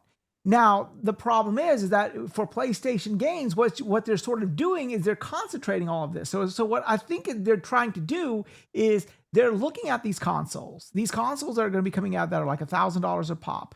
And they're trying, and they know who's going to buy these consoles. It's these hardcore loyalists. And so what I think the PlayStation business model has become, which is kind of like what the Nintendo business model is that we're going to take our whales, these hardcore players who are in our camp, and we are going to milk them for more money than we normally were. And that makes the average consumer ask a question: do I really want a PlayStation that plays these games, or would I rather have another device in which I can have multiple game stores? I may not get this catalog of games, but I get pretty much just about everything else at whatever price I want to pay. Given that's your choice as a gamer, right? Are those IPs, are those games important to you? If not, then get a fucking PC or a competing piece of hardware. That's always been the case with consoles since the beginning of time. I right? get that. Are the IP and the games on that console important enough for you to choose that over one of the other pieces of hardware? But I you see, don't see how this is any no, different. but you see, with the physical situation, like, okay, say for example, you wanted God of War. I'm just saying God of War because that's the first thing that gets my head. Say, okay, you want to play it. You go on the PlayStation Store. It's $60. You don't want to buy it. You go to GameStop. They got a used copy, or they got a new copy that they have on sale for like $30. So you're going to buy it and you're going to play it. And so you are now forcing all of us to play, who are strictly hardcore PlayStation guys, or people who are even that's your choice. Not even pseudo hardcore, just PlayStation fans saying, okay, these games are this amount of money. You pay if you want to play this game. You have to pay this amount of money. And what you're saying is, what you're saying is, why not go someplace else? Well, the answer is because it's the same fucking thing someplace else. Like, let's say for me, again, as someone who PlayStation is my preferred platform. Right. If I can't, I'm also digital only. But let's say for this case, I'm not digital only, that I kind of buy whatever, right? Right. Going into the PlayStation 6 generation, now the games are only digital only. They're only $60. I can't get them for a cheaper price anywhere. So what do I do then? Do I say, fuck a PlayStation 6? I'll get a PC instead that's also digital only, but now not only is it digital only, I've lost access to the games and IPs I cared about, right? But we always say if it's I think, I mean, in that instance, it does come down to, like, if you're strictly talking IPs, then yeah, it's like you can't play the newest God of War. But if it's like, hey, because a lot of people primarily use consoles, I'm not gonna say everyone, but a lot of games people play are third party, so right. When it comes to the more popular third-party games, it's like, hey, if it's on sale, if I'm on PC, then yeah, I can look at the Steam sale. If it's also on Epic, I can see if it's on, the Epic sale, Microsoft Store. You got all these other storefronts to choose from when it comes to those multi-plat games if you are on PC. And where you're talking about Wize, it's like, hey, if you're exclusively on PlayStation, even when it comes to first-party and third-party, that's the only choice you have. You no longer have the option, like, again, referencing Metal Gear Solid Delta, it's like full price on PlayStation, but I think there's like copies on Amazon. Like, if I wanted to pick it up, I could just pick it up for like $20 instead of $60. But if I was purely on digital, that wouldn't be an option anymore. See, a lot of people buy a PlayStation because that is the de facto console, if you will, right? It's kind of like people go to Starbucks not for it's like when your mom says, "Is that Nintendo?" Right? Like, no, yeah, but they don't buy the PlayStation for their IPs. They just buy the PlayStation because that's what they've always bought, and they play their multi-plat games on that box. So now you talk about a consumer who does not want these games. Go ahead. Are you starting to say that the exclusives are not something that are the main factor? No. What I'm saying it's a deciding factor. It's a mixed bag. It's definitely going to be a mixed bag. There are people who I also think PlayStation for the most part, casuals aren't going to be interested in moving to PC. They're casuals. They don't give a shit. Absolutely not. But now I do think that the idea of $1,000 console is going to be a hard sell, whether you're hardcore or a casual. I think if the PlayStation 6 comes out at $1,000, that's going to be a hard sell even for hardcores, right? But I don't think casuals are going to be like, oh, PlayStation 6 is $1,000, I'll build a PC instead, right? I don't think casuals are going to be like, oh, I can only buy PlayStation games digitally on PlayStation 6, I guess I'll build a PC instead. Like, casuals aren't going to do that, and the vast majority of gamers are casuals. They just want to buy something, plug it to their fucking TV, and play the games. Unless right? A lot of these other details, they don't care about. Like, the majority of people, unless they're on Twitter, don't even know this entire argument's fucking happening. Right? If they don't have Twitter, they have no fucking clue this is happening. Exactly. Yeah. Plus, and I had to look at the sales figures, but like, weren't people making a hoopla about Black Ops 2 price as a backwards compat or digital copy on PlayStation? I think they say, oh, it's still pretty well, and people, on Twitter side is like, this is ridiculously priced, but then it's like, well, no, it's still so pretty well. So it just speaks to like how many people actually care. But it's how can I say, you do have the casual market, you do have the hardcore market. So it's just like, as a conversation, it's still one of those things like, no, this is a reasonable ding against the platform. even though, maybe 50, 60, 70% of people won't care. Like, that doesn't invalidate the problems people might have. It just might affect the lower consumer base. It's like the physical copies itself. I'm not saying this shit is not hurting them. It is. This is a PR fucking nightmare for them. Again, I don't know why they laid down on the grenade, because we know that this is kind of where everyone's going. They And could to just stay fucking sit there. They really but I don't think they actually like made a blog post about it or anything. It wasn't like in an interview. It was a Someone Twitter. said some shit. It was a Twitter post. It was literally just a tweet. Look at this. We're going to make one of the biggest decisions in a while, and we're just whoever put that, whoever whoever's in charge of their marketing department, whoever put that tweet out, fucking to the nooses with them, right? To fucking hang that motherfucker up, because he's done irreparable damage. Yeah, it's irreparable damage to the fucking company at this point. Like I've seen a lot of people pissed off about a lot of things, and normally they're pissed off for a week and then shit blows over. We're on like fucking week 3 of the fucking ongoing no disc, no buy fucking PlayStation saga, dude. Going back to it's not slowing down.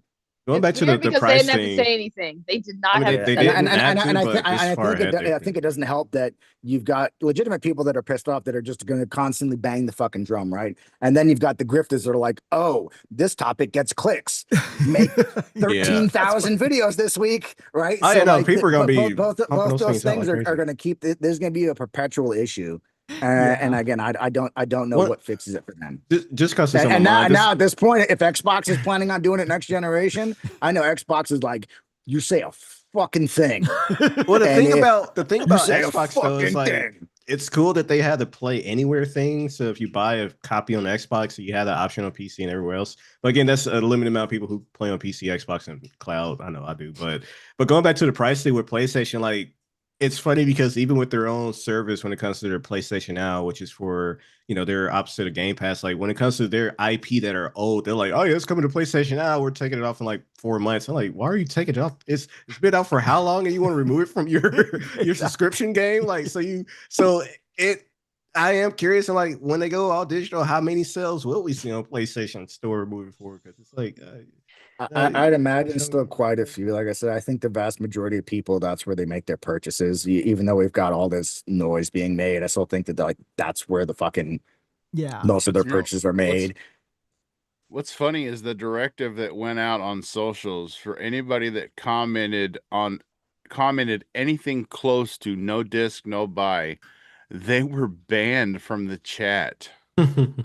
Yeah, see that and shit like that doesn't fucking help, right? Like, listen, the people are pissed.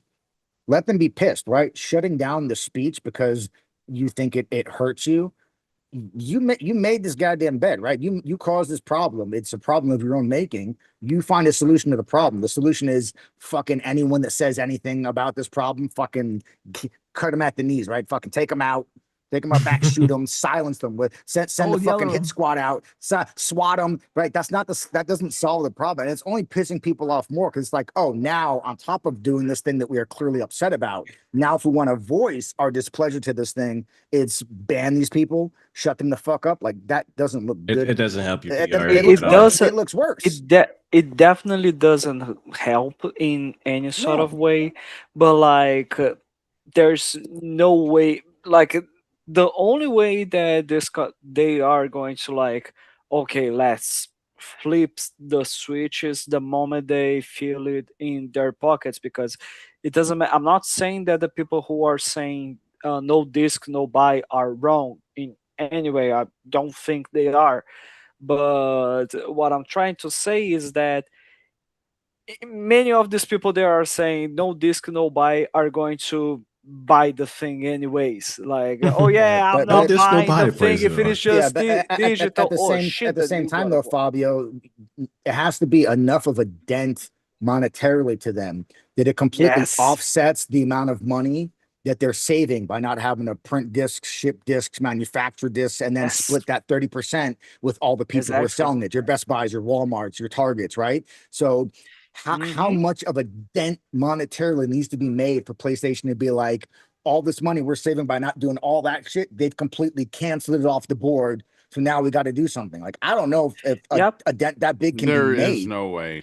Because like, you can be 100% sure that not everyone that is saying the no disc, no buy are actually not going to be buying the thing. And you know they There's a are. lot of people that are just doing that because of the noise. There are because they are angry now, but Staying with eventually they the will. I forgive you, and they will buy it anyway. So like PlayStation has probably they made this calculation. They made a ton of research saying that if we announce this, we have this percentage of people that only buy digital.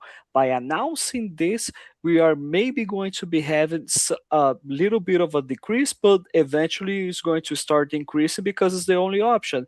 And this decrease that is going to be happening is not enough to affect what we want to be doing. It's not going to be a significant decrease.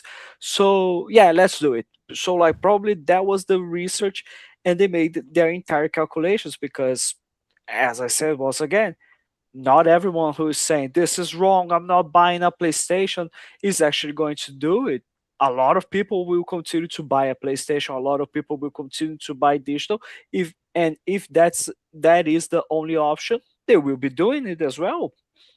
Yeah, I mean, I think this is a whole lot of hoopla for nothing. I mean, I think it's going to fall on. I mean, it would be interesting to see. It's not. I wouldn't say it's for nothing. I think it is a legitimate thing to be upset about. I think that the arguments, for the most part, are legitimate. I just don't. Yes. I don't see what's going to change, and I don't know. And for me personally, it doesn't. I don't care because I've been digital only since 2014. So like to me, I'm like, oh, this is business as usual for me, right? Like I'm just gonna keep doing the thing I've been doing for over 10 years. But for the people that have been physical this whole time, they're now like, I don't want that taken away from me.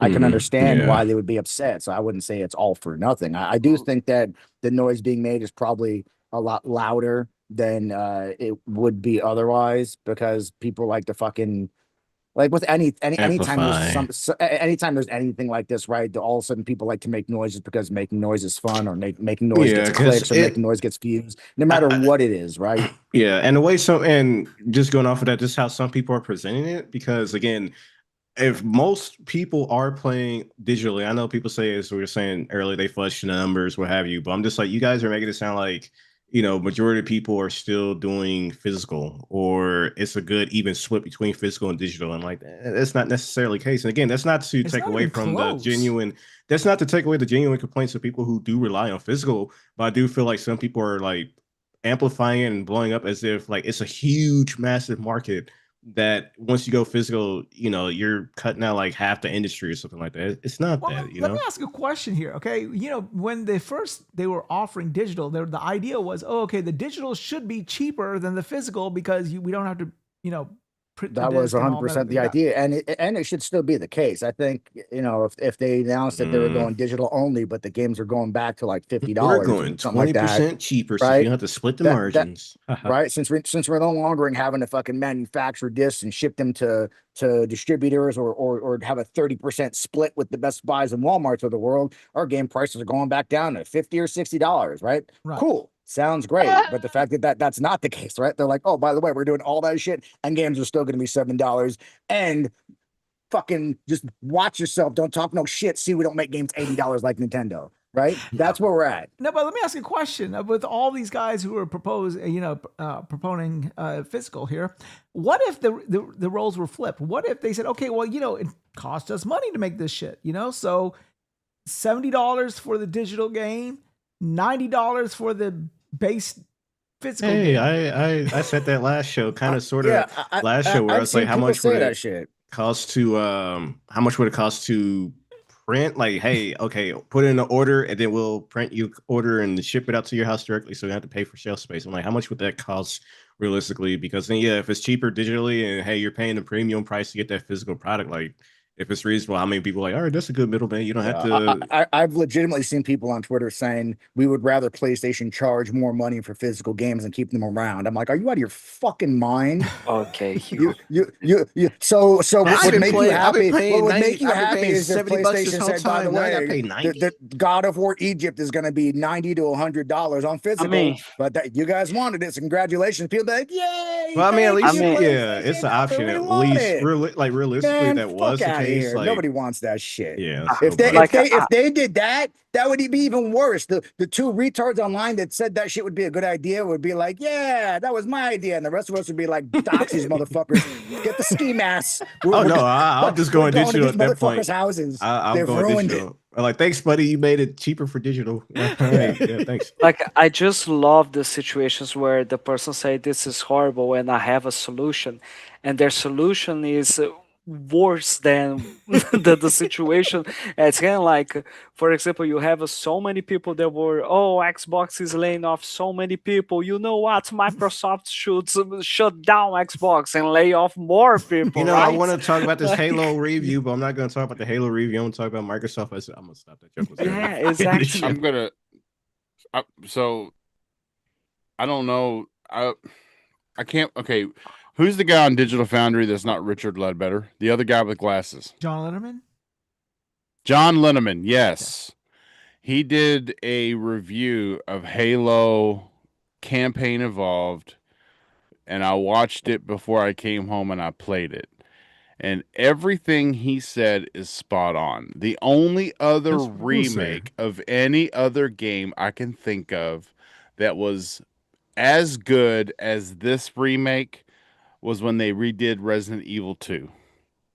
This remake is so fucking good. And if it gets a score, and I've seen them, if it gets a score less than an 80, that's it's a travesty against gaming because it's really that good. There's a 70 on. I saw. I know, and the 70 talks about everything except for the fucking game.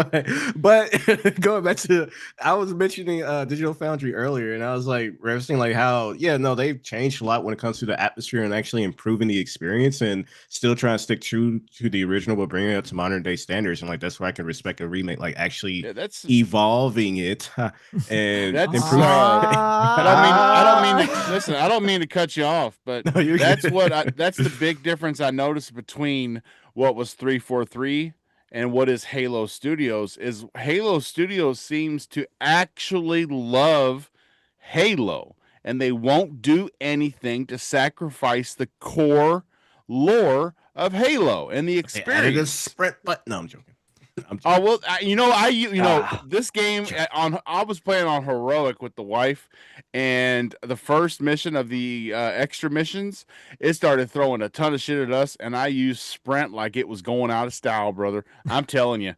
I loved every second of it. I can run. So I am curious, just since you're playing it, how do you feel about the lack of a multiplayer? Because I know that's what some people said they were missing.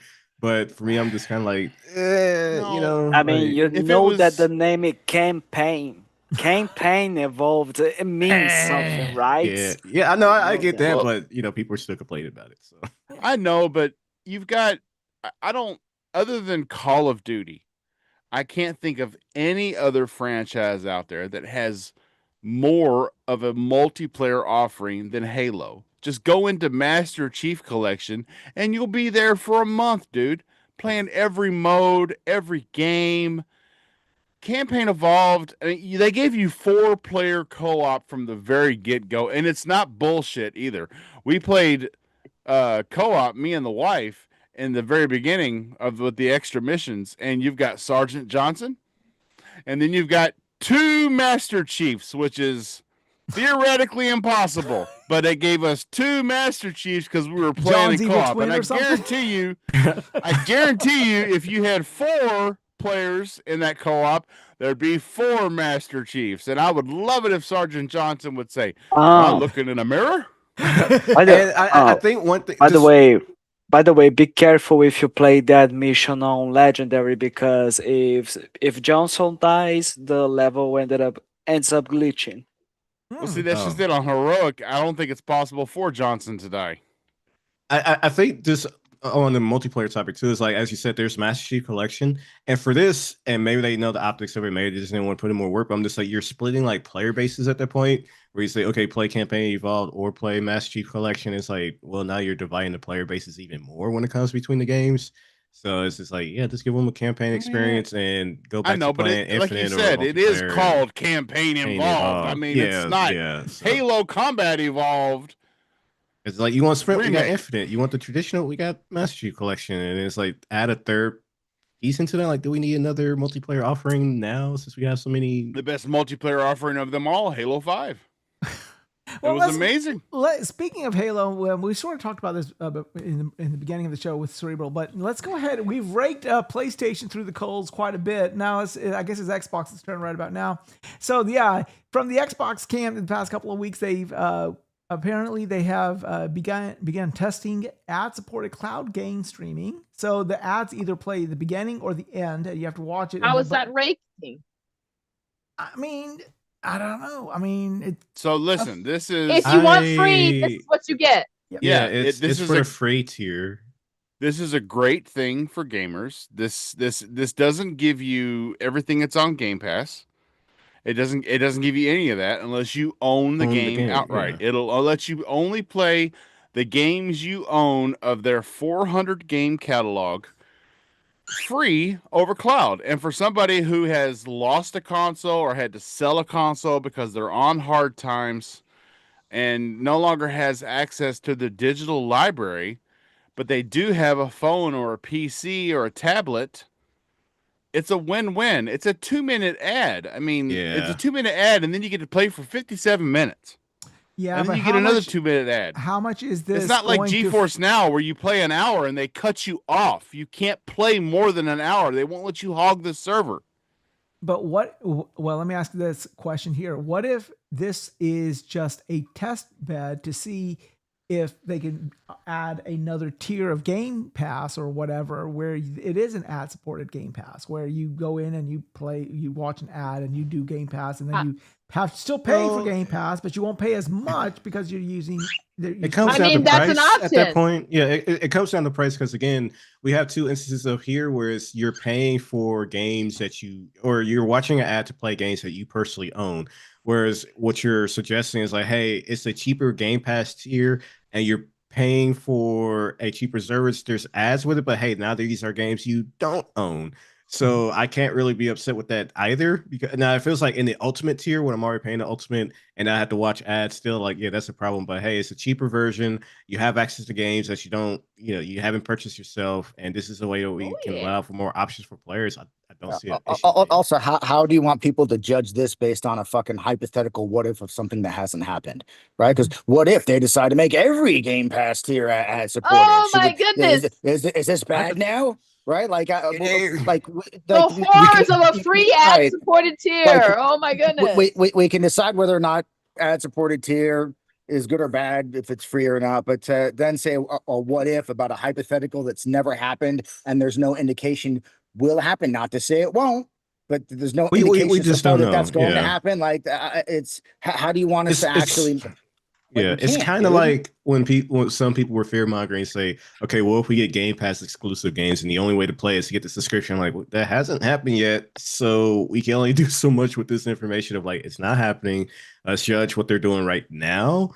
And, if you want to be upset what they're doing right now, sure. But if you're upset over what they could be doing in the future, I'm just like, what's wrong with you?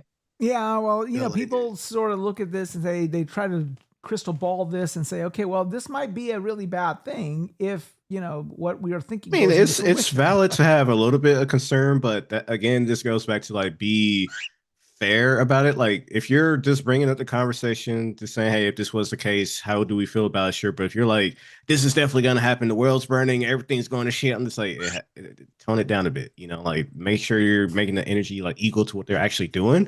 And again, it's going back to.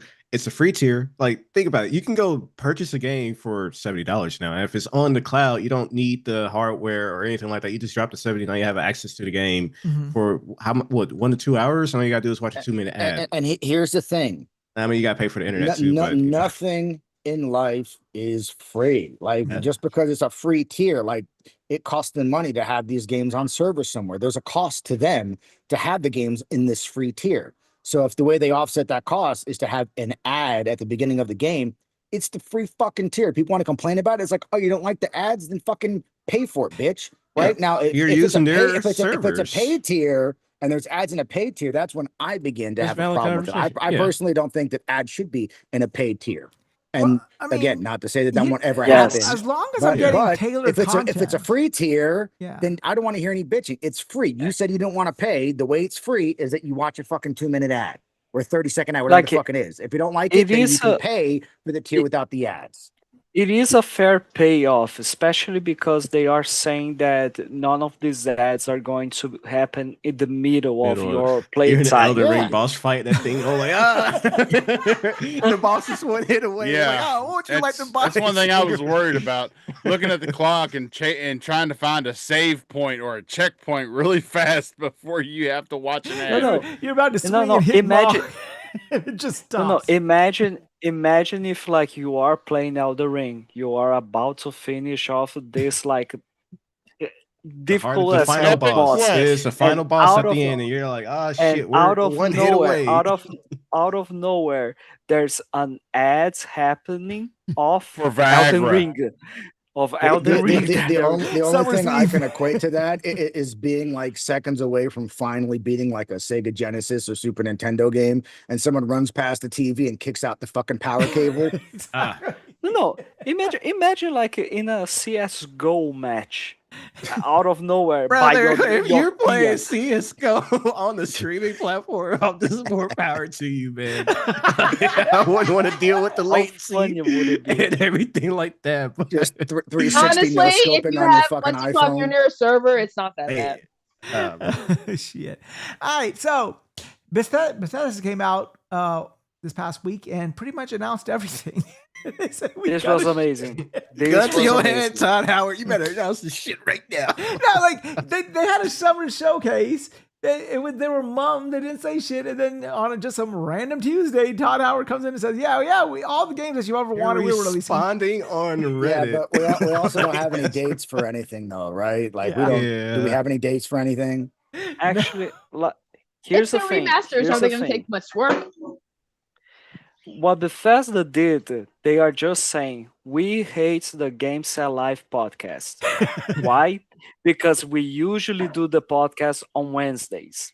And when we do it on Wednesdays, out of nowhere, the gaming industry decides to send up some mind-boggling news on a Thursday. The week we decide to do the podcast on a Thursday, Bethesda comes and say, hold my beer, and drops everything on a Friday. And I'm like, oh, for fuck's sake. Exactly. Oh, for fuck's sake. You gotta be kidding me. Maybe we should give up. Todd Howard has a vendetta. Todd Howard has a vendetta against Steady Steve, man. She fucking hates him. I don't know who in our panel owns him money. I don't know who in our panel in a previous life. It's gotta be Darth. Gotta be Darth. I don't know who in a previous life of our panel decided to like kick his dog or something like that. I don't know who decided to fuck his mother, but he hates us. No, really they didn't badly. fuck her, but they did take her out for one date and never called her back. They ghosted her. Damn. But I'm pretty sure that some of us might have been involved in the Elder Scrolls Redguard or something like that, because holy shit. So let's see. There's a Fallout 3 remake coming out. New Vegas is coming out. I think Obsidian is also working on a new Fallout game. Plus Fallout 5 is in development. Plus Elder Scrolls 6. I do have. I got a little insight on the new Fallout project that Obsidian is working on, and fans of the Fallout canon, the lore, they're not going to be happy because the new game that they're working on is going to follow the TV show. And we've already seen so many things in the TV show. I mean, nothing as egregious as Master Chief taking off his helmets or showing his bare ass before he got some. Okay, nothing like that. But some set pieces were twisted to make the TV show work, and fans of the series picked up on it right away. But you know what? It's a TV show. Okay, it's still a great show. It's still a great show. But I'll complain. But I'll still watch it. Now a video game is going to follow that skewed lore and timeline. that is going to hit gamers right in the heart, and they are not going to be very happy with that shit. Come on, let's be honest. Are Fallout remind me, really happy? Remind me, where does the game there's or still, the show? There's still like 7 million people playing Fallout 76. Yeah. No, but here's the thing. Vegas. Fallout gamers really happy? Yes. There was a time when Fallout 3 players I think was this is the Fallout 3 equivalent. Not that I want a Last of Us 3 any fucking time soon, but I think this would be the equivalent of like a Last of Us game coming out, and then taking aspects that they've changed for the fucking show that have no bearing to the actual story or the lore in the game, and they'd be like, well, why are we taking these elements from the show that have nothing to do with the in-game lore? So I think that would annoy me. So I can understand from a Fallout fan if the shit is not coinciding with everything that's existed in the game lore because of the TV show. And I love the TV show, but like the TV show can be its own fucking thing. We don't need games that follow the TV show. So real quick, someone who's more familiar with the timeline and stuff like that, where does it take place, at least with the games? Because I forget, does it take place like before New Vegas, before 3, 4? Like, where is the show supposed to be taking place? Oh goodness, you would have to ask me this after I've had a few. Oh god, I'll look it up. Wait, I'll look it up. Had a few? You've backslid? No, he's been off the wagon. I told you I allow myself a few beers on Fridays for Wastable Wize. I allow myself. I'm Kentucky, okay? Get used to it. D says, so I believe that they want to go. So they want to go even farther into. They want to start. They wanted to have a game based on the vault that she comes out of. Oh, that's cool. I can't remember his name right now. It escapes me right now. But the ghoul / cowboy that she runs into and helps her out. She calls him the ghoul. That's what they call him. Okay, yeah, she wants because they're gonna put him in the game. They're gonna put the guy that joins the Brotherhood of Steel. They're gonna put him in the game, and it's like it's totally gonna be a whole movie-based thing. It's gonna be like a fucking movie. They're gonna try and capitalize on everybody that watched the show. If they want to have them as supporting characters, couldn't relate. Yeah, but don't they realize that everyone that loved the show doesn't need a video game of the show? That's a weird. All they need is a new Fallout game, and then for season 3 of Fallout, they go, "Oh, do you love this show?" Boom, Fallout 5. Okay. People go, "Oh, what's weird too is like it. Just real quick, it's Fallout. People love Fallout. They don't need a TV show tie-in because we don't need Bethesda's Amazon's Fallout. We already love the series. Don't give us a tie-in. I don't give a fuck about this. I gotta say something to Supernova real quick when he was talking about The Last of Us. So I watched season 1 and season 2 of The Last of Us, and when I got done with season 2, I actually worked it out on a calculator, and I was like, I just wasted 18 hours of my life watching this show because it was in no way different from the 2 video games. Didn't you play the game? That's why I never watched it. Like it was in no way different. It happened exactly like the game did. It's there were some significant changes though, like the fact that there weren't spores anymore, that you got infected by them making out with you, or the fact that the zombies were a hive mind. That's some fetish stuff, man. They all sleep together on the ground, and that's kind of cute though. If someone sees you 40 miles away, that the hive some mind knows. Epstein Island Hollywood shit right there. It's just those don't exist in the game, but everything else was almost a beat for beat. I think I'm curious. So like in instances like those, could you say, okay, this iteration of it is a little bit more better because it makes it more intense, or not?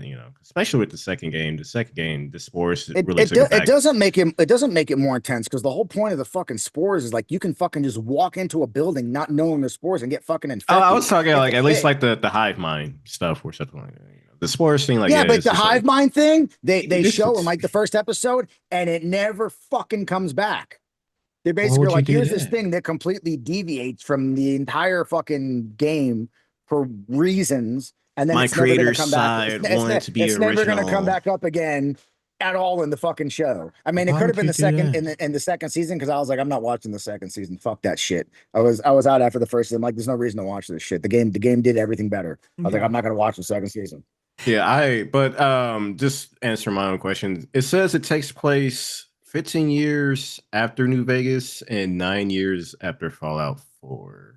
So I mean, it doesn't really matter when it takes place because everything kind of looks the same anyway. Yeah. So Well, like the technology doesn't really change all that much. I think what this actually highlights is Xbox's new initiative or new push, and I think they are following behind. They're following what Nintendo is doing as well, and what even Activision was doing before.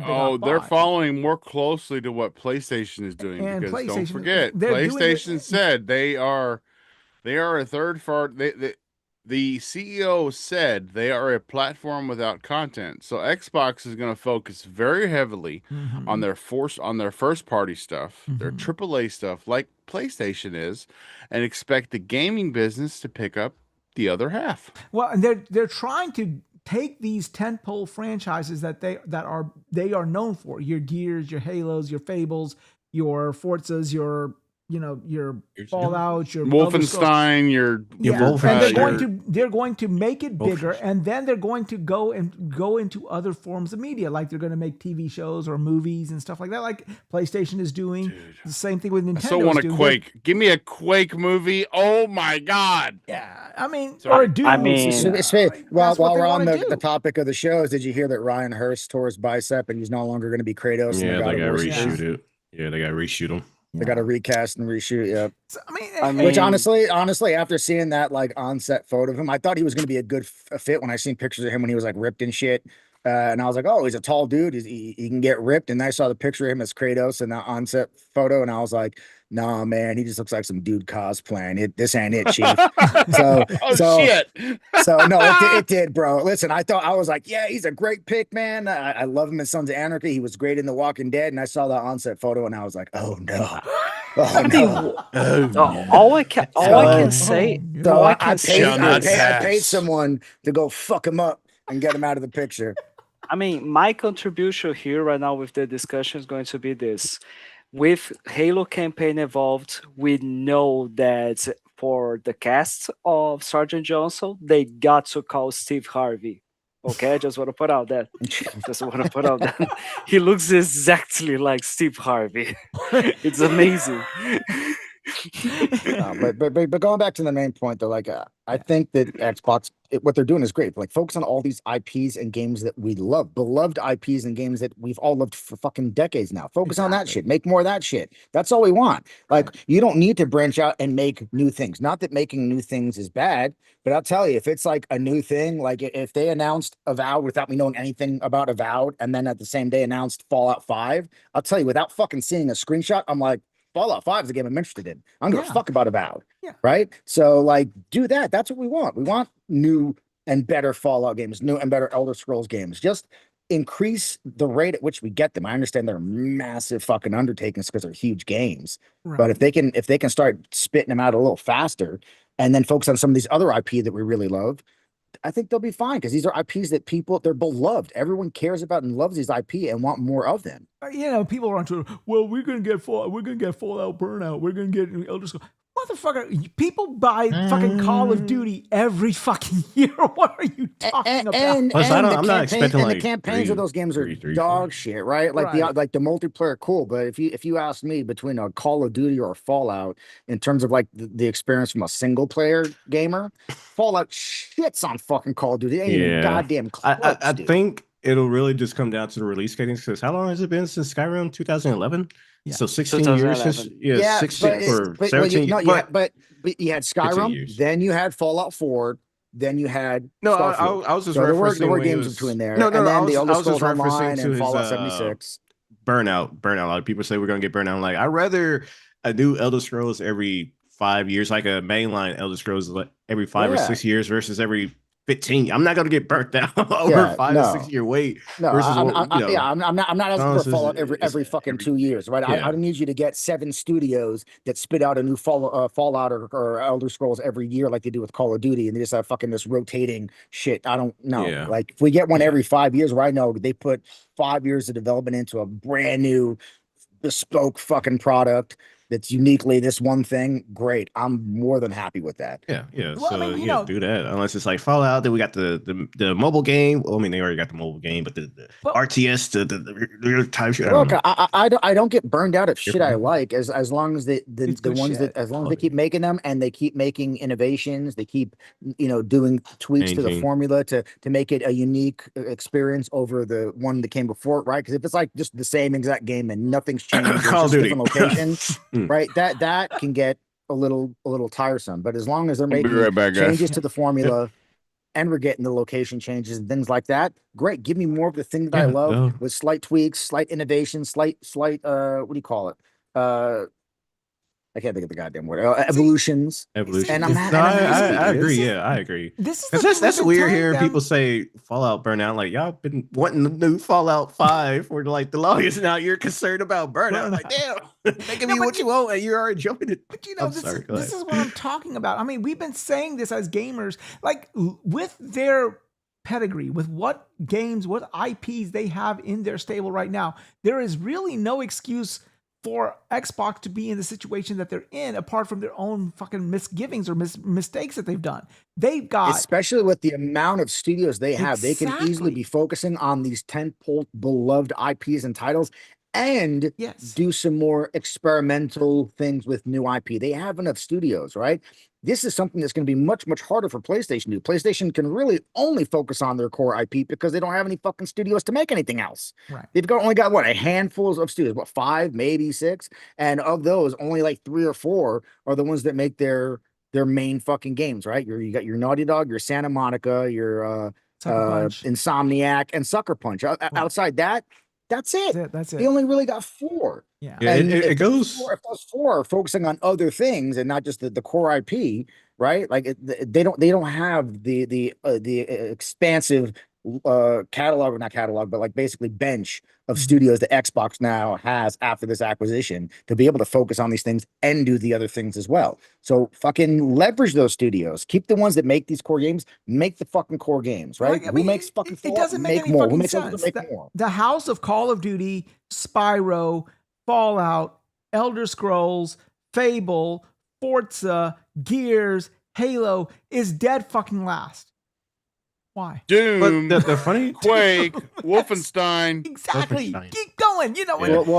Yeah, but a big problem with that comes with the fact that a lot of those games you're naming aren't exclusive to that platform anymore. Yes, that's the point. Like, make those games, make them on a regular cadence or a steady cadence, and make them fucking exclusive. Cadence. You will sell as many consoles as you can make. I promise you this. I don't know anybody who agreed with Phil Spencer's whole kumbaya, when we all play, we all win. Well, no. Nobody agreed with that. Shit, you know. Well, I am curious, like, and I don't understand either, because that kind of like, wasn't he part of the call it the administration that was like, we're gonna spend PlayStation out of fucking business? Mm-hmm. No, that was Matt Booty. That was Matt Booty. Yeah, that was Booty. Well, I mean, they easily could have, right? Like, I mean, he was there, but he was there for the acquisitions. Yeah. Oh yeah. Yeah. I mean, there are. I'm curious to like how much. And I'm pretty sure all they had to do was eat the cost for the hardware and keep their console at $500. Yeah. There you go. But no, well, they didn't have to hurt people scared enough.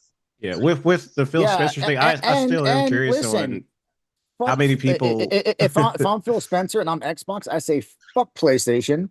Their 2 years is done. Call of Duty is an Xbox exclusive. You don't like it? Tough shit. Maybe you should have bought Activision. Oh, you didn't have the money to? Tough shit. Sucks to suck. I right? think they like getting the money, but what we're missing, what a lot of people have said too, is like when it comes, and I'm not cutting Phil Spencer some slack. You still have to ask, so like, okay, internally within Microsoft, how many people like, bro, we paid for all these studios. Why don't we put it everywhere? You know.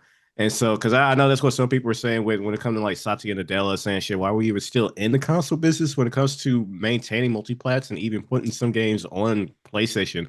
I still have to wonder like how much of that was his decision versus being pressured. But then at that point, Triple, pick a fucking lane, because if the idea is we just bought all these studios for $80 billion, we're going to put our games everywhere to maximize how much money we make with these games. I get that. I'm just saying at that point, if that's the route you want to go to, then exit the console space. You can still put your games everywhere, whether it's PlayStation, PC, Nintendo, wherever.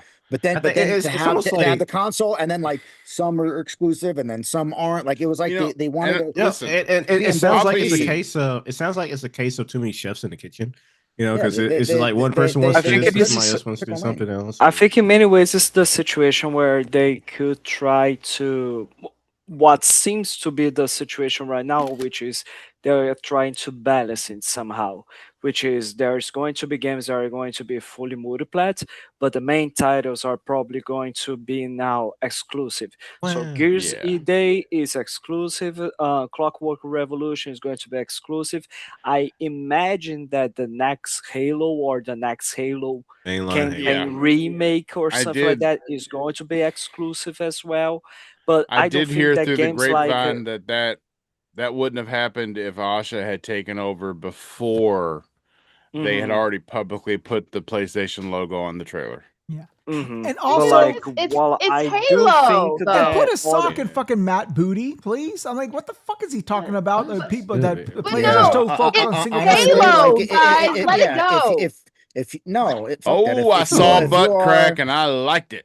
I didn't know that Lemon was here. No. Like I don't hate Halo, but it's Halo. I get it.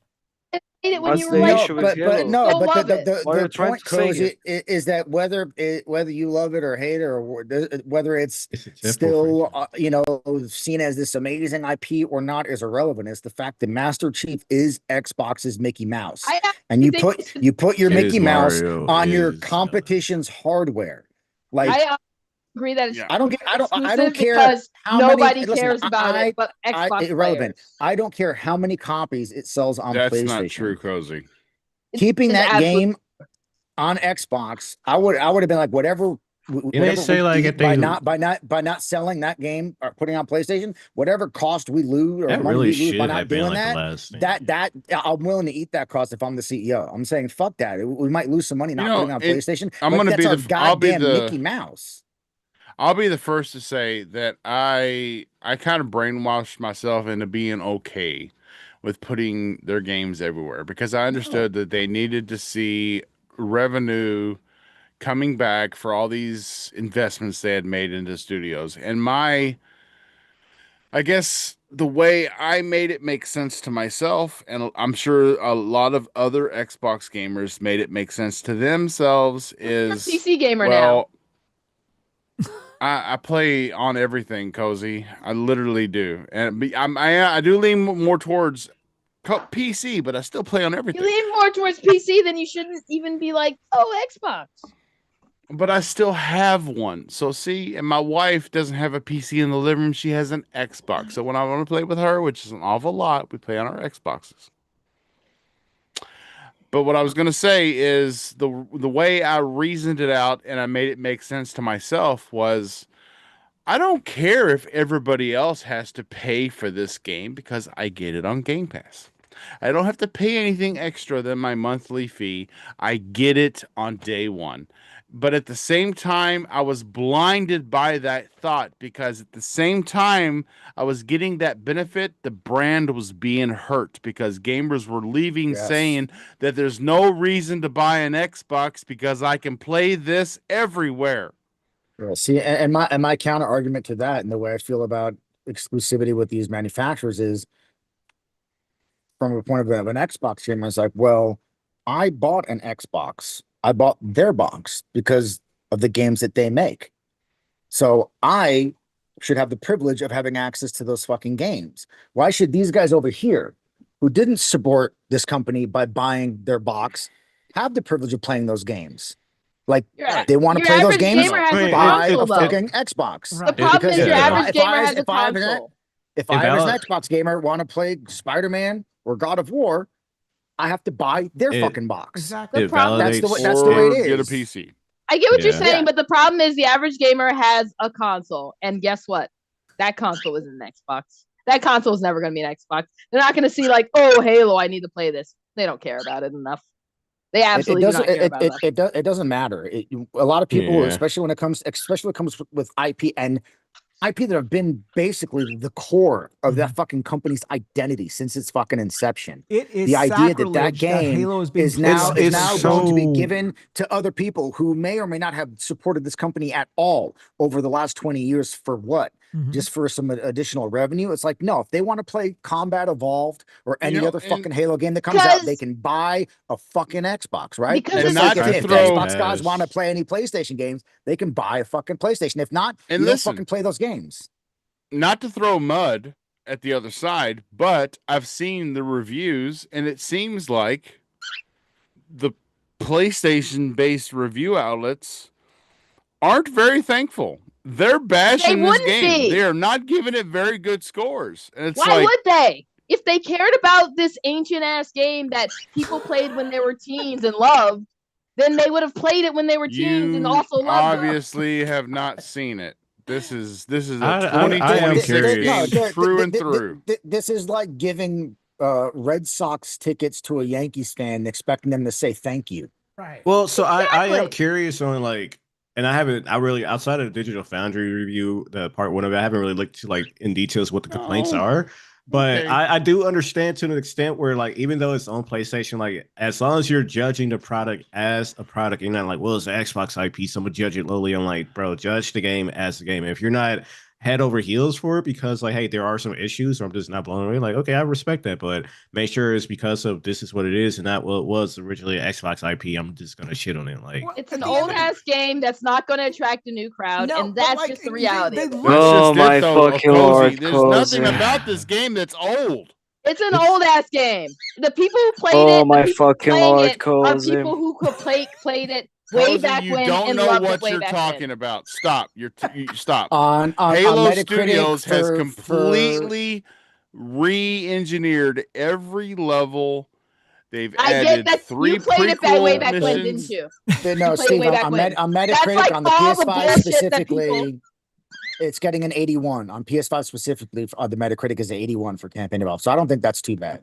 No, it's not. What's- no, what's I'm not the, saying it's a terrible what's the game. I'm average on saying most you review played it a platforms? while ago. You have Let's see. nostalgia for it. Most of the people that care about this are people who already played it. The These Xbox aren't is actually new people. sitting at, oh no, that's PlayStation still.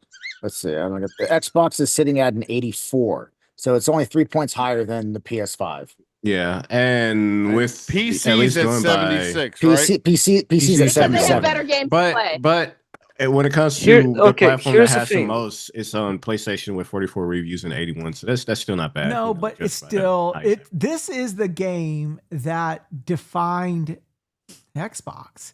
And to First-person see- shooter. That was a shooters long on ass time console. ago.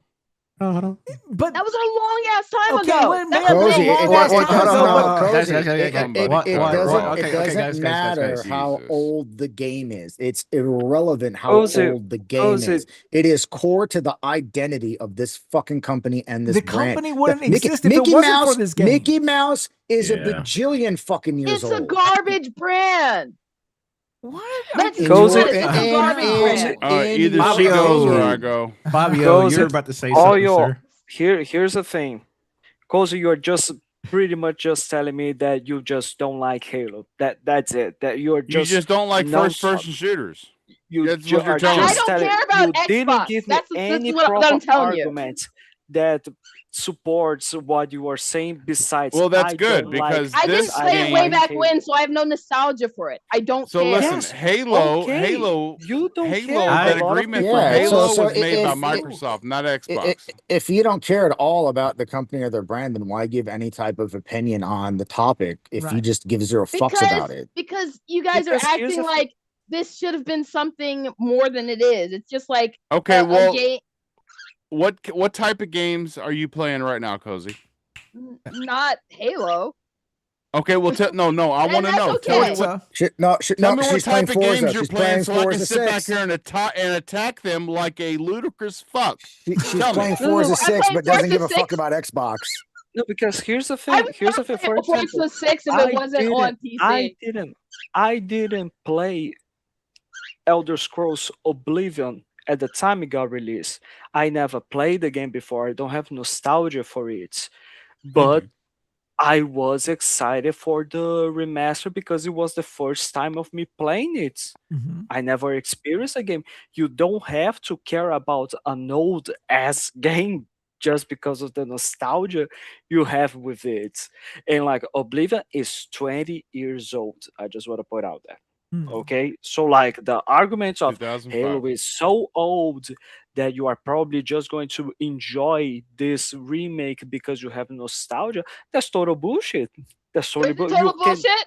What new It players is. is it attracting? What new players is it attracting?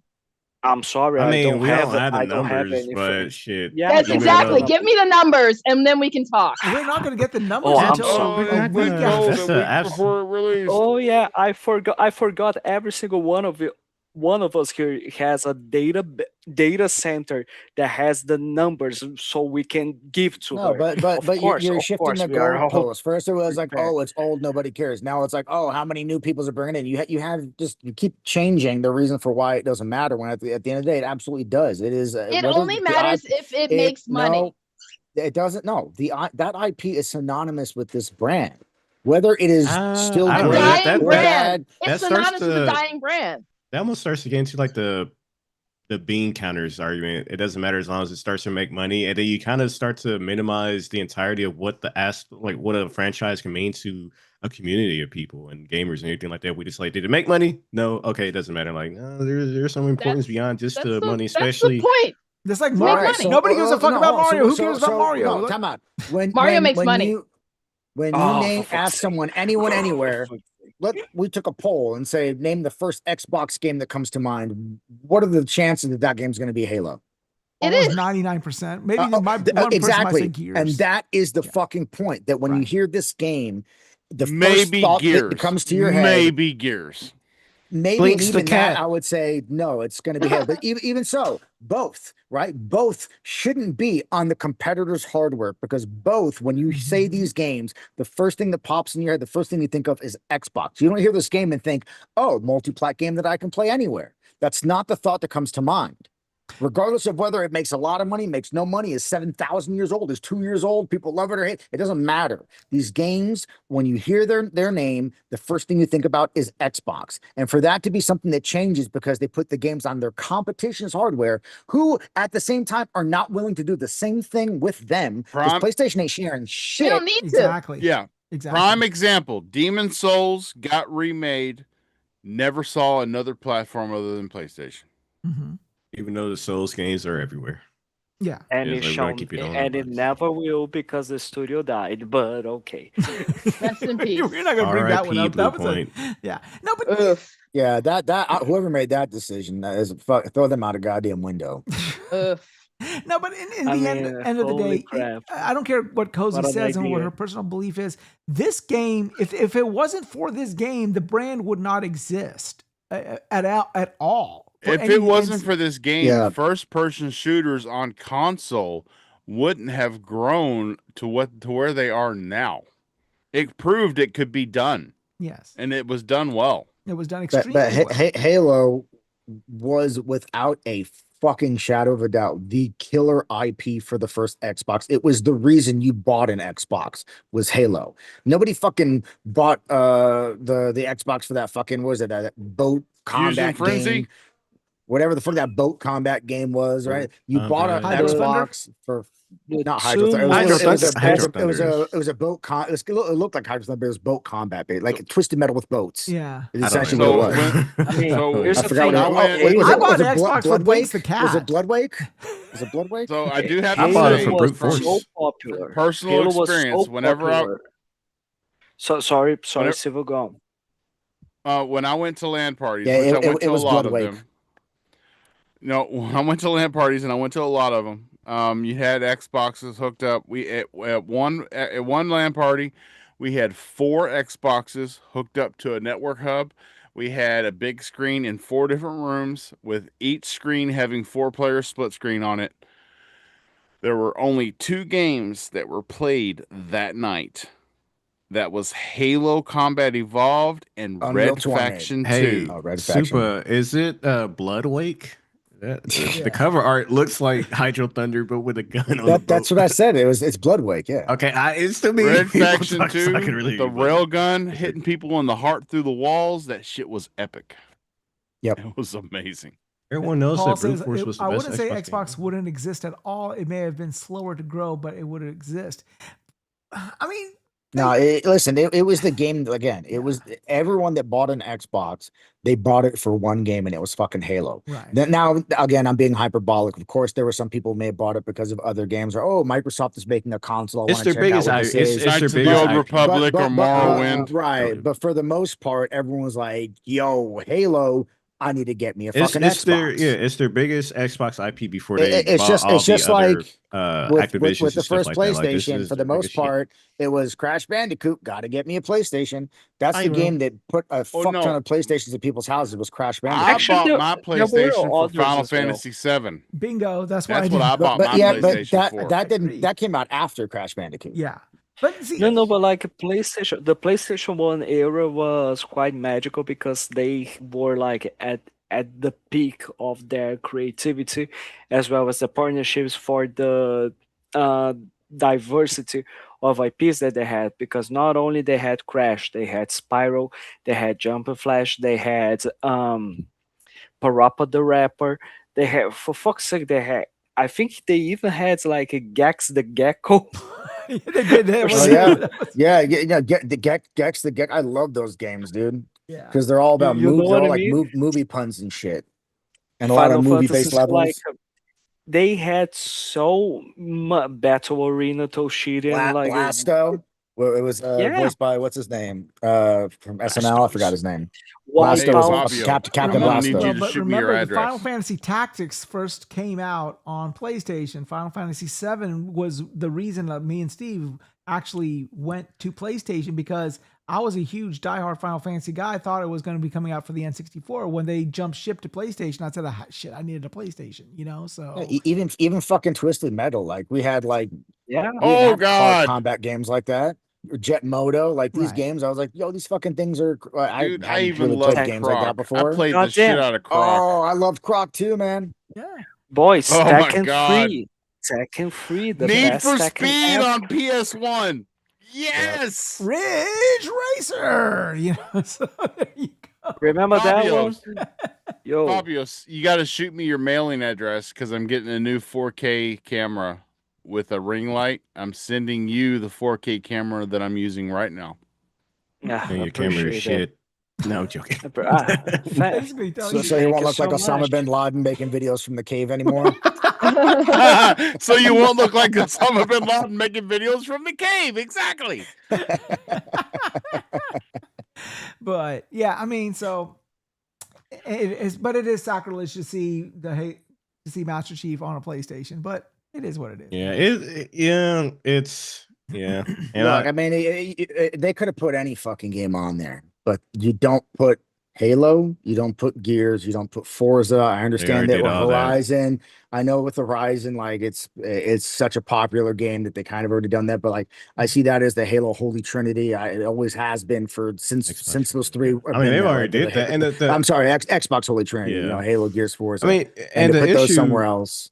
The issue too is just like it goes back to their messaging, because they did the same thing where it's like, oh, multi-plat games or multiplayer games, we want them to be multi-plat. So I'm just like, but the new Gears is exclusive, and that's gonna be a big multiplayer game. They could have acquired all these studios and just made the fucking determination that any IP that appeared on other platforms prior to the acquisition, that will continue to be the case. Fallouts will continue to go to PlayStation. Elder Scrolls everything, Call of Duty, everything. But any of the games that were Xbox only games from our core studios, those will forever remain Xbox exclusives. Everything else can go wherever, but our Halo, our Gears, our Forza, they will never leave this platform.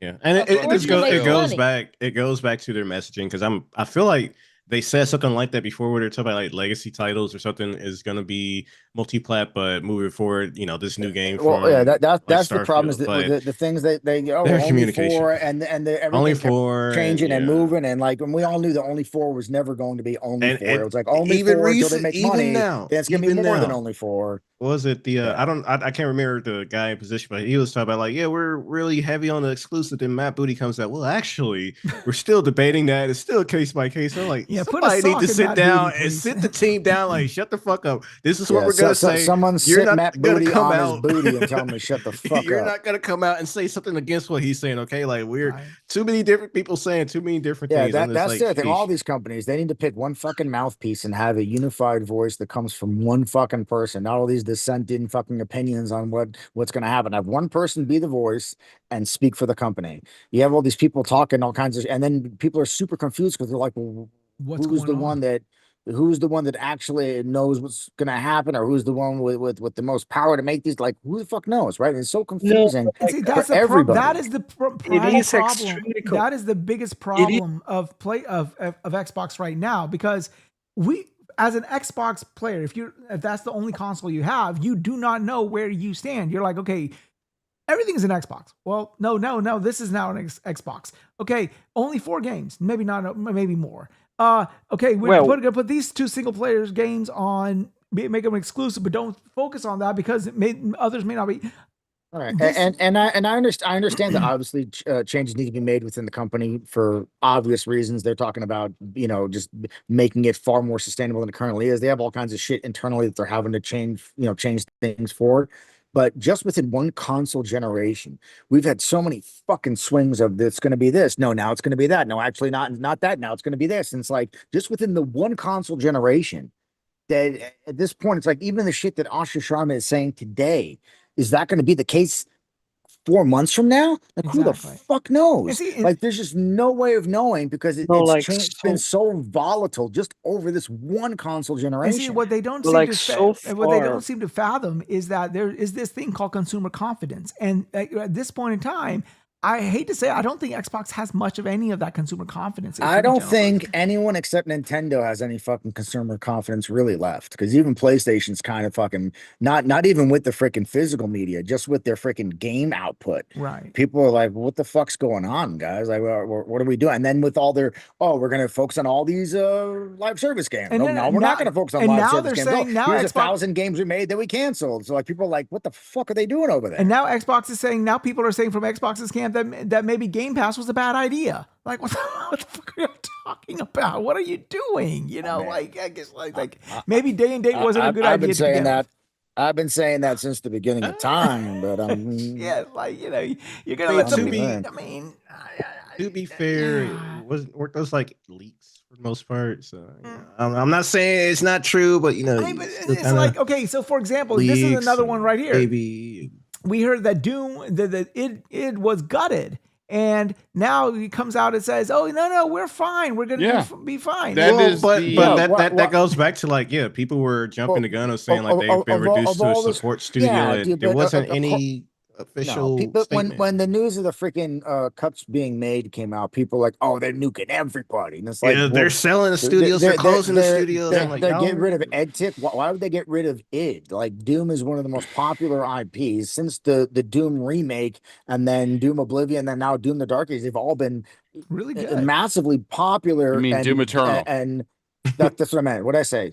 You said Doom Oblivion. Oh, we got some Elder Scrolls. Doom Oblivion. It's all in the family. But no, but you're right. You're right. On social media, on social media, the head of EdTech came out and said, "Look, we are alive and well, and the people we have on staff is the same size as we were when we made the 2016 Doom." No, he's not. He's not the studio head. He's the director for Doom: The Dark Ages. Hugo Martin. Why would anyone believe that of all the studios, this is one that they would gut or make a support studio? It's like, why? They're making products that are commercially and what do you call it? They're just successful, sales wise, review wise. Like, they're fine. Of all the studios, they're going to make support staff or any of this other shit. Why would it be? I don't understand. Like, if someone made a case for one studio and they're like, well, their games don't sell a whole lot of copies, their games don't review well, something like for like what do you call it? The guys that made Psychonauts 2, right? And then they made Kiln. Double Fine. If someone wants to make an argument for Double Fine, I'm like, I can see that these games are pet projects. They're like, more artsy fartsy. They don't sell a whole lot of copies. They don't push a whole lot of people to Game Pass. They don't review I guess they review okay, but they don't really move the needle in any real big way for Xbox. That I can understand. But why? But then it again, doesn't make any fucking sense. But then even if they were gutted, what do you expect them to say? Oh yeah, we're fucked. Like we don't know. Well, so hold on. But the problem is like, are you going to give validity to people who are just like, I heard, or are you going to say, hey, the person that actually works at the studio is saying something that counters you have to take his word for it. But then there's no, in the sense that there's his word 5 months from now they'll say, okay, yeah, listen, his word didn't stop just there. His word didn't stop just there. He said that they're the same size as the team that made Doom 2016, which was the reboot, the remake of Doom. Yep. He also said that just releasing our largest update for Doom the Dark Ages, our team is also working on a new title, which we all believe to be another Quake, because Asha has said she wants to focus on Quake. This studio is just, if this studio can run a DLC, an add-on to a game that is almost the size of the game it's adding on to, and still be working on a new game, the studio's just fine. Yeah, and the only thing at the same time, that just because the guy said the thing, I just want to say, and I'm not saying this is the case, I think it is more than fine. I'm just saying that just because a person in a position of power said something, how many times have we seen a CEO or someone say, "Oh no, that thing is absolutely not going to happen," and then like the next week it's like, "Oh no, I completely agree with that." It's just like, again, when I guess for my position, when I had the choice of someone who actually works at the company saying this, and what I've said on top of everything else, versus I heard on the rumor mill, I heard from this guy who knows the guy. You want to give more validity to the person who knows the guy who knows the guy, or the person who actually works at the studio, right? 1,000%. Yeah, and that's where people just like taking those stories and just running with it until someone speaks out against it, and it's just like, I get it, it's just like the balancing of like, okay, don't run with every rumor. Obviously, don't trust corporations with every word. But I'm just like, don't take every rumor as if it's a fact too. I always tell people like, you can't just believe blanketly everything that everyone says. But at the same time, when someone's an authority on a particular topic and they tell you something and they are the authority on that, to a certain extent, I have to take their word for it because they are the fucking authority. They're the ones that know what's actually happening, what's going on, right? When other people say some shit, it's like, well, how do they know? They aren't the authority on this particular topic. His uncle works at If we were going to be listening to the rumors 100% as they are leaked, like World's Edge, which is the studio responsible for Age of Empires, was going to be shut down, and even the Microsoft Flight Simulator team was going to be shut down. Asobo. Yeah, like it makes no goddamn sense. That's where fucking the internet's great for certain things, and social media is great, and at the same time, it all needs to be fucking burned down because you get fucking so much bullshit is spread over the internet and social media, and it spreads like wildfire, and then people start reporting on shit. Like when it comes to movies, man, I don't know how many times I've read an article on something being reported on as if it's been like confirmed fact, and it's really like someone saw something on Reddit, and then that person posted it on this one website, and they're like, "Oh, look, it's being reported on this one website. It looks like it's confirmed." They start just fucking. It's just circular reporting. They're all reporting on the same official. Yeah, and they're all reporting on someone else who reported it, and it never came from any official source. It happens all the fucking time, dude. Pretty much the rumors were saying that every single studio, minus Halo Studios, the Coalition, Minecraft, and the Bethesda and the Call of Duty studios were going to be shut down. Like, what the thing is, anyone who believed that shit is like, did you even stop for a second? Like, fuck the rumors. Just for a second, take pause and think logically about what studios might or might not get closed down. How many of these fucking rumored studios Logic make and gamers, that's an oxymoron, sense, dude. bro? Make zero logical sense for half of these rumored studios to be shut down. It's like, why?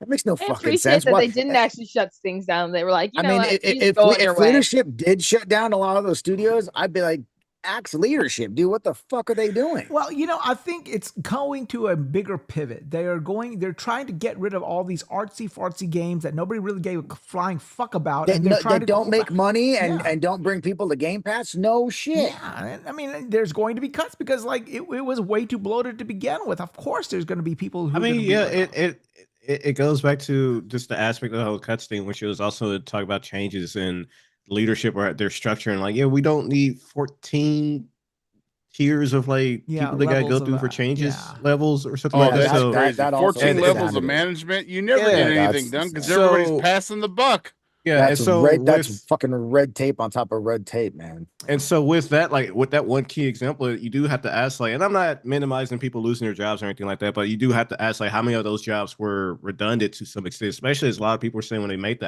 Activision acquisition, it's and with ZeniMax, how many people were kind of redundant when you already have those people coming together? I think the bigger thing is this is what big corporations do. They gobble up smaller things and grow, and then they trim what they can. I think I don't have a problem with them letting people go, right? Like if they've made the determination that we don't need to be paying 17 people to do the job that we only need one person to do, then get rid of the fucking 17 people. That's their prerogative as a fucking business. So when I really think that the industry likes to focus on layoffs when layoffs are inevitable, because when you have a studio that's got, let's say, 120 people and they're getting closer to release, they're getting into their final version of the game, all of a sudden that the head count bumps up to 180.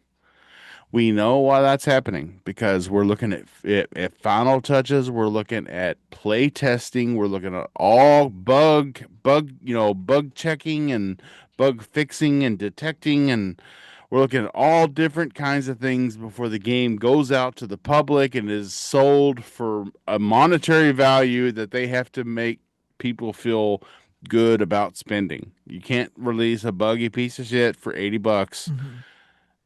We understand that after that game releases and that studio sits doing updates for the next few months, we know layoffs are coming in that studio because we just bloated that studio by 60 employees.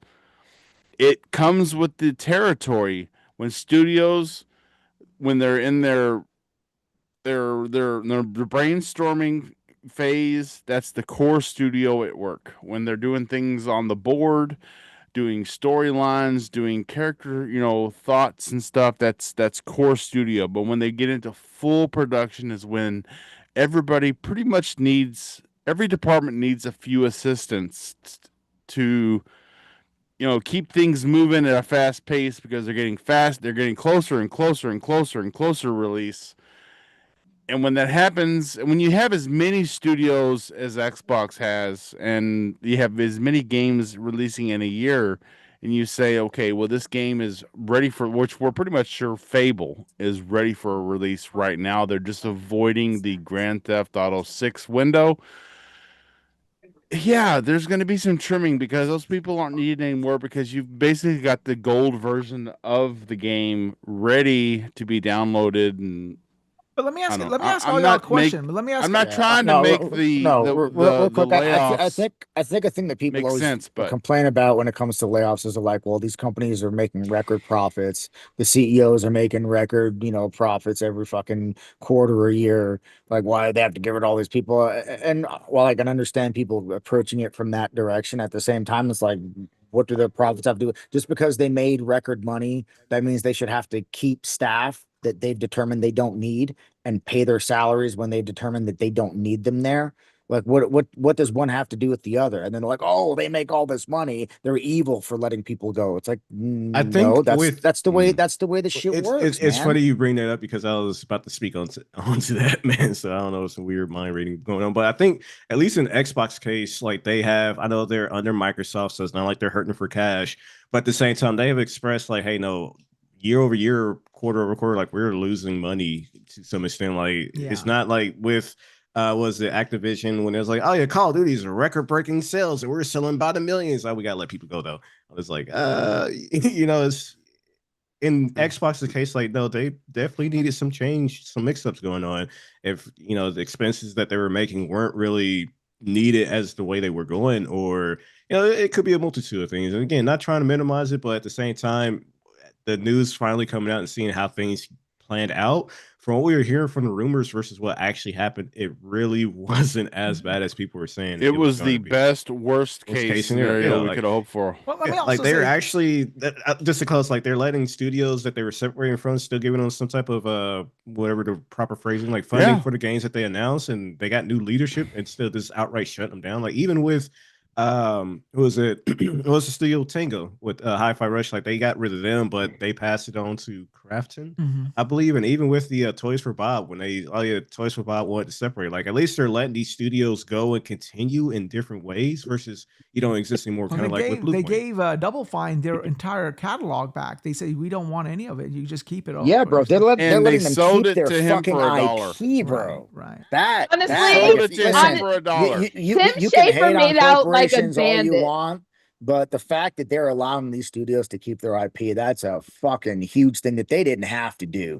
That was a fucking huge nice thing. Tim Schafer made out like a bandit. Tim Schafer played Xbox, and in fact, he even said it. One of like a damn fiddle. He said before, he said we've thought about the most preposterous game that we could pitch to Xbox, and they pitched Kiln, and they said they didn't say no. No, that was Keeper. Yeah. That was Keeper. It's like come on, So Tim Schafer made out like a fucking bandit, No, but here's the thing: they had to look at, if you look at what Double Fine's catalog is, and then bought them, you get what you bought. Yeah. Like when people talk about like Double Fine, they're like they just think of Psychonauts. Like that's like 99%. That's like 99% not what they do. It's like hiring Tim Burton as a director for a movie. Then you look at it and you're like, why is this thing so fucking weird looking? Yeah. And it's like, because you hired Tim Burton. Yeah. But I think that all of this consolidation or getting rid of all these developers and consolidating these major IPs that they have under their belt, I think this is a bigger push away from focusing on Game Pass, because Game Pass needed all of these, I hate to say it, filler games to go in there. Game Pass was a subscription service, and you've got to keep feeding that service. If you de-emphasize the subscription service part, then you can concentrate on your bigger IPs, because your bigger IPs will take a longer time. And I think it's a good idea. I kind of want to, I would say the biggest issue Game Pass had in that context is more so like a steady cadence of games. And when you look at how long it's been between the last Elder Scrolls and Fallout, how Microsoft had announced so many games ahead with like State of Decay, or how we had Perfect Dark, and how we thought we were going to get Perfect Dark, and then they shut down the studios. It's less about the smaller games like Keeper, because whether you enjoy Keeper or was it Pentiment, like you're adding content to the service. It's more so their larger games that we were shown and promised that they weren't able to keep up and give people a reason to subscribe. Because again, you got Keeper and Kiln, whatever on that side, but we also got Perfect Dark, Fable, State of Decay within reasonable time frames. Yeah, but ain't nobody signing up for Game Pass because they saw a trailer for Keeper or Pentiment. No, of course not. No. Right? I get that, but it's kind of like, I'm sure there's some people for even like video services, they might be signing up for like the bigger IP, but hey, while I'm waiting for the release of it, this game comes out, I might check it out. It's kind of like, even when it's not strictly third party or first party, there's like smaller games on Game Pass where it's just like, hey, I'm waiting for these bigger drops, but let me check out this smaller game that's coming by, whether it's from Microsoft, whether it's from a third party platform. It's just like the difference is Xbox has to foot the bill to produce that game to put into the service that isn't driving traffic to the service and isn't selling copies. So yeah, it's great that it's there, but it didn't do anything. It's like it's a thing you can play in the meantime, but there are other things to play in the meantime. The thing is, it's not driving traffic to the service or generating revenue. No, I get that, and that goes back to like, will we be having this conversation? We don't know, but like, let's say Perfect Dark came out, it was phenomenal, it was great, it brought subscribers to the platform. Are they going to look at Keeper like, we don't need Double Fine anymore? Or would they say, hey, no, Perfect Dark did great, Keeper did whatever numbers they even Hellblade, like they did what they needed to do. And from a business perspective, yeah, they say, look, we made Perfect Dark. It drove X amount of people to the platform. It generated X amount of millions in revenue and game sales. And then here's this thing that we spent however many millions to produce. And what did it do? Fuck all. Oh, okay, great. Congratulations. Thanks, Double Fine. Like one of the main problems as well is that Xbox was going with the while the 360 Xbox and the original Xbox were like, the development process of their first party titles was one extreme side of the coin, which was like, okay, we are going to be always monitoring the development process. We are always going to want to be receiving reports. We are going to be like, okay, this is our business and we are going to be involved in this entire process across the board. While for this generation, not just this generation, but this buying spree that Xbox has done since 2018 was 100% focused on the other side, which is, you guys do what you gotta do, you take all the time you need, you use all the resources that you think are necessary, and we are not going to bother with anything else. All right, you just show us how the thing is going, and that's it. And now it's probably going to be like, okay, we are going to get involved in this because just giving you 100% freedom is not working out. Because, like, for example, we got the Fallout IP, we got the Fallout developer, and we got Obsidian. We know these three things work together quite well. Why are we just receiving the news right now that Obsidian will be working on a new Fallout game? And we've been saying that for how long now? How long, Fabio? Like, Obsidian could make a vow. We're okay, great. Then they said, when the fuck is no, here's the thing. I actually appreciate that they were working on a Valve too, and that the game is like just on hold. It wasn't 100% canceled. They're just going to like focus on Fallout, and then they will follow with Avowed. So like, I'm glad with that. But honestly, doing a New Vegas remaster or a Obsidian Fallout game was like something that was supposed to be, okay, this is the first thing. That's the thing that people were, once they heard that they acquired Obsidian, it was like, okay, we're going to get a New Vegas 2 or not. Well, I think it was Obsidian, then it was Bethesda. But once they had both of those in the stable, it was like, we're definitely going to get that. But, you know, as you're saying, we didn't get that. We got Avowed and, well, see, but was decent. I don't know. Or like, I don't know, we acquired Activision Blizzard. Activision Blizzard has Toys for Bob. We have Banjo-Kazooie and Conquer. These guys know how to do Crash and Spyro games. Why don't we try to make a Toys for Bob develop a brand new Banjo-Kazooie title? Yeah, it's definitely one of those situations where I understand on like letting the creators create and you don't want to force them to do something, but at the same time, it's like sometimes you do have to step in and say, hey, we have these IP that would likely drive traffic to the platform. Let's get them to work on those so we can bring those numbers back. And just very briefly to go back to the conversation, like if those small games were good or bad for Game Pass, I think the question would be, if we had like a Perfect Dark, if we had the larger releases come out and they did well, would they still be in the conversation of, do we want to keep these smaller studios around? Because again, with a subscription service like Game Pass, you got to have content. I'm not saying shovelware content. You still want quality, but you got to have content while you're waiting for the heavy hitters to come in. And if it was hitting, because the main reason that they said they dropped it mostly was because, or at least the rumors and the news that came out was that they didn't hit the target of subscriptions that they wanted. So let's say if it was at 100 million subscribers, what they say, we got to get rid of Double Fine, we got to get rid of Ninja Theory, or hey, we hit 100 million. Game Pass is doing great. Double Fine, you guys can stay on board. Ninja Theory, so on and so forth. And would that be the case? But it wasn't. So yeah, they have to because make there cuts was at no that point growth. It was not 30 turning into million profit. subscribers. The goal is driving traffic to the service. That's the goal of all this shit. If the games or these studios aren't driving traffic to the service with their products, then they gotta fucking go. Why waste the money on producing whatever they're producing if the games aren't helping them achieve their ultimate goal? I think the Why ultimate put thing money is into Perfect Dark and other games if you're gonna take 5, Right, 10 right. years No, to create no, it? You but know, no, I agree with that. At the same time, I think a Perfect Dark would be a product that's going to push more people to the service than these other things. Right now, the fact that they wasted all that money and then fucking closed the studio, that was a fuck up that on was a on their bigger, part, yeah. right? But had the game come out, even if it was moderately okay, had that game come out, it would have been a game that it's got nostalgia behind it. People remember that game from the N64, and it's something that's going to be more interesting to more people because it's an FPS. FPS is the number one fucking genre played on anything is FPS. So you put an FPS in the service versus Kiln or the fucking Lighthouse game, that's going to be something but that's going here's to the push thing. people to the service. But here's the thing. This is something that they also need to be trying to start connecting the dots in order for them to how can I say this, get more results with the resources that they have. And I'm not specifically saying about money. I'm talking about the IPs and the studios that they have. Okay, for example, we got Perfect Dark. Are we going to, now that the initiative is gone, should we now just put it back in limbo and wait for some other third party studio to be acquired or to offer an opportunity to make a brand new Perfect Dark game?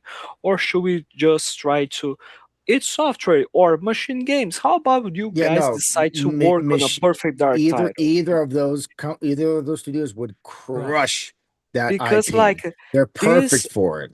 because like this is a way for them to I didn't even see what I did let's there. I didn't even see it.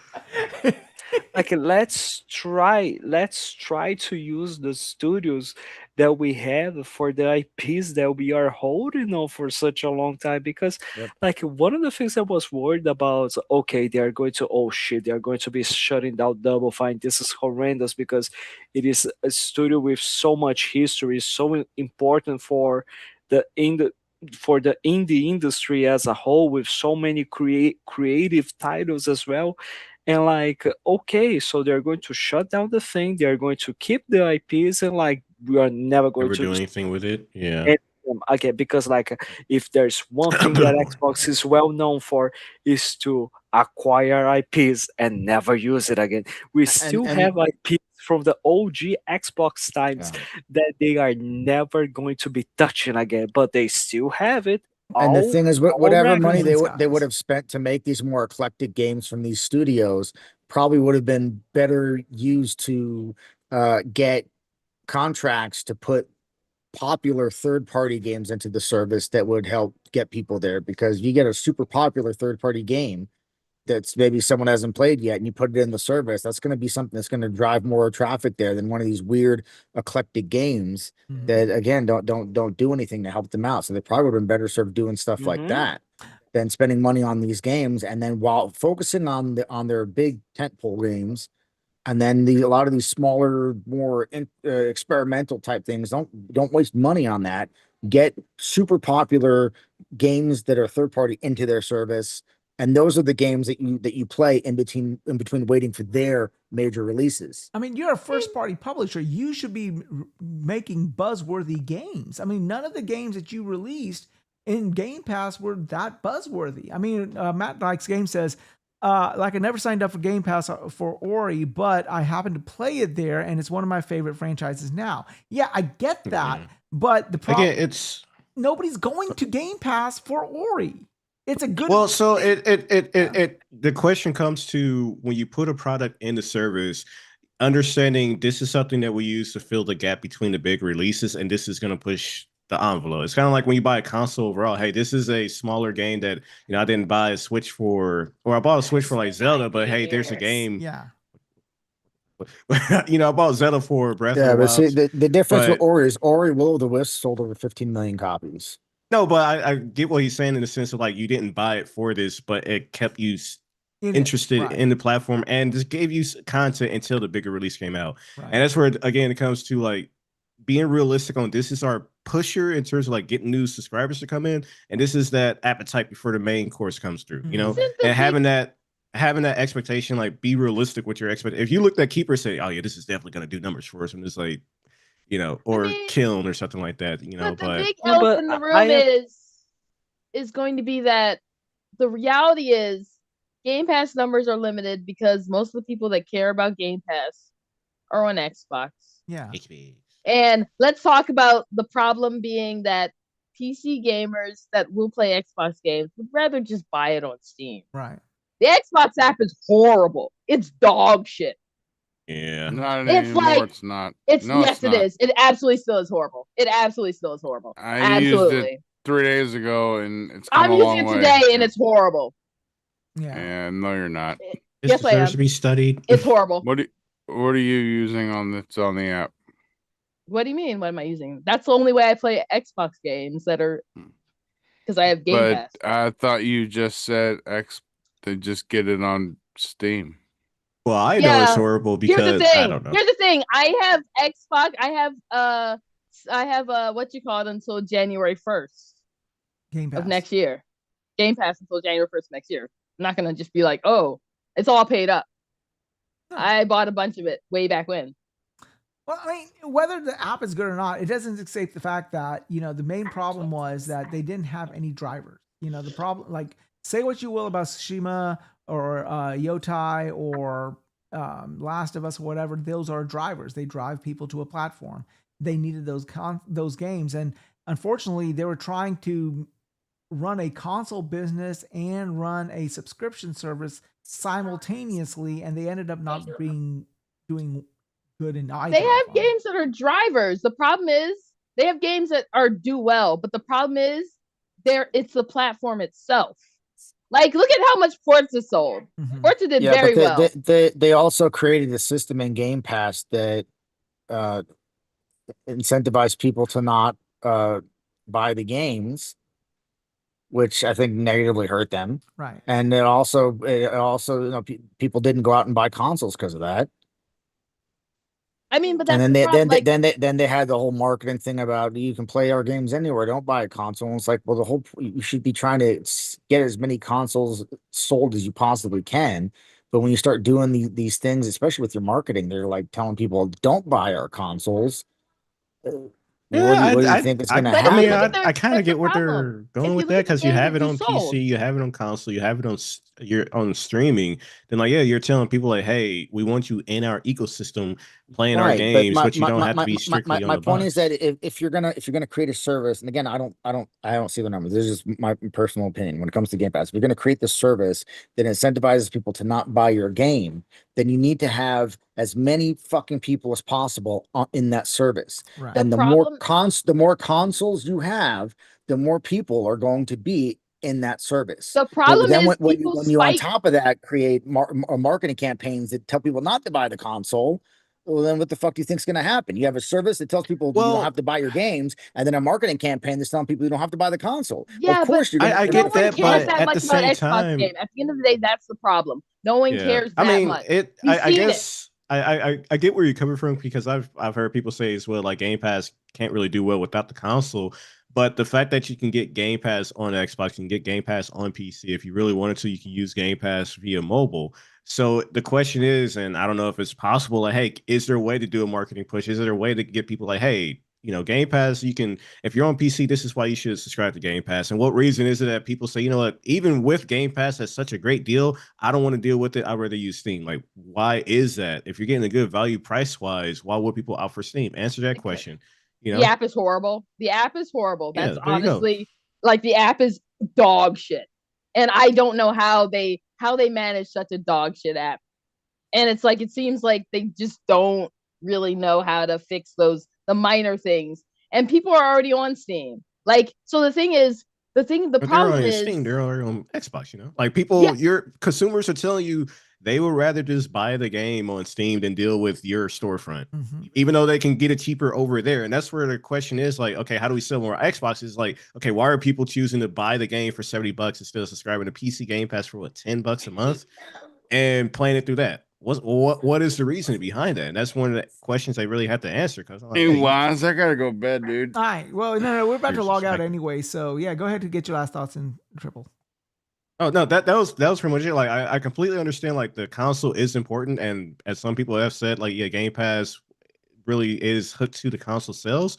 But again, just my point is like it's a lot of different avenues and reasons why they're not doing as well, and it's not strictly because of Xbox, because again, it's on PC, but people are opting to go to Steam and drop 70 for Forza instead of saying, yeah, I'll subscribe to Game Pass on PC. Why is that?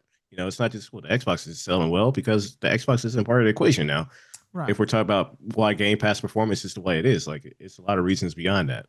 Well, that's it. I mean, in the end of the day, I think it's something that they're going to have to revisit, and they're going to have to do a market shift in Game Pass. And I mean, they have a lot of work to do. They have to stabilize their message. They have to stop doing these. One person says one thing, one person says another thing, and they got to fix Game Pass. They haven't done that in 120 days. Yeah, well, they're gonna have to figure out a lot. And Booty, you know, so and they put a sock in Booty. Tell Booty to shut the, sit on his ass. Put a sock in Booty's Put a booty. sock in body. All right, so that is our show for tonight. Let me go ahead and get these guys out of here because I got to take my medication. I got to eat too, and I'm still drugs. all right. So Triple. I like drugs too. Let Steve go first. Yeah. All right, let's Steady Steve. Big homie. Yeah, yo, go ahead. So to start off, if I didn't get a chance to do an intro for the show, 2 weeks ago I received a huge promotion at work. I'm now I'm the highest hourly paid employee on the entire shop floor. I make a ridiculous amount of money. When I signed that agreement in HR, I kept looking back at the hourly rate and I'm like, are you sure? And it's come with a little bit more responsibility. I've had to stay after quite a few days to help second shift get going. And I've had to be in early. I've been on call. I've had to go in 2 nights at 9 o'clock and not leave till midnight. So I've not had a lot of gaming time along with that, and having to take care of the property and the family and everything. But I'm trying. I really am. I really want to get back into Halo. I started a couple of games a few weeks ago, and I haven't had a chance to get back into them. I really hope to do that. But yeah, look, you can catch me on the GameSet Live YouTube channel where I try to wrangle the band of misfits that I call panelists every Wednesday or Thursday at 8:30 p.m. Eastern Standard Time. We'd really love your support. Like, wouldn't share, trust subscribe, that. leave a content. Yeah, I wouldn't trust that. Yeah, shut up, Fob. You can catch me on X. On X and Xbox and Steam as Steady Stevo. I'm still KY Bob on PlayStation. But yeah, look, life is shorter than you realize. So get outside, realize that there is grass, hug somebody you love, and remember to play the games and finish the ones you want to. I touched grass, and I touched a waterfall, and I touched... You never touched grass. I touch grass and ass. Because you know what? Ass, grass, or cash. Nobody rides for free, baby. All right. Okay, my man. Boy, oh boy. Nova. Peace out, everybody. All right. Later. Later, Tater. Nova, tell us where we can find you, big homie. YouTube, Supernova Gaming, X, Yo-Yo, it's Nova, and here every Friday at 7 p.m. Eastern for Wasted with Wize. Appreciate it. All right. Bobby Yo. Yo. My Brazilian brother, tell us where we can find you. Well, you can find me not just here, sometimes on the Wasted with Wize podcast. You can find me also on the XPN Network YouTube channel. Whenever the fuck we decide to do something back again, you can find me also on the GameSet Live podcast with Mr. Steady Stevo, Mr. Cerebral Pro, Mr. Darth Praxis, as well as Drawn TJ. You can find me on Twitter as FBO Marine 97, and you can find me on Xbox as Buffon Lizard 8. All right, cool beans. Aww. Cozy. Darling, tell us where we can find you. Find me here. And yesterday, you can find me on TSWS Gaming, along with Loke, reminding him of his hairline. Okay, fair enough. And last but not least, Triple. I don't know. You can find me on X, YouTube, and Twitch. Like I said, I was streaming Valor Mortar, so I want to try to get back into streaming. I ain't streamed since like last year, I think, in November. So that was fun actually getting back to. And yeah, that's about it. One thing I didn't mention, yesterday there was this show called Memories, or this tour called Memories of Hyrule. A guy playing Legend of Zelda music. So that was fun to attend in person, and yeah, it was an enjoyable experience, and it kind of reminds me again why I love this medium so much when it comes to just like the creativity and the craft that comes out of it, and especially on the musical side. And being there, listening to them play, there were some people crying and shedding tears while I'm just like hearing the music and understanding how different games mean so much to different people. That's one of the reasons why I love this medium so much. So yeah, I just wanted to get my little box to say that was fun. It was a great experience. I loved it, man. Cool. Good music. All right. Cerebral had to step out and he was able to get back in. All right, anyways, we're gone. That's it. Well, Cerebral, you can find him. He's a writer for the Royals of Gaming. You can also find he streams quite often. Cerebral Paul on Twitch and on YouTube as well. So yeah, make sure you check him out, and you can always catch him here every Friday on Wize. And yeah, so yeah, that is our show for tonight. My name, as always, is the Wise Old Gamer, the man who brings the fun and dysfunctional. I am the host of this motley cast of characters every Friday evening at 7 p.m. Eastern. And yeah, that is our show. Hopefully you liked what you saw and played. And make sure you hit the like and subscribe on the way out. Didn't. And let me say this. I know I'm very fortunate in my situation, and I'm very grateful to be in this situation.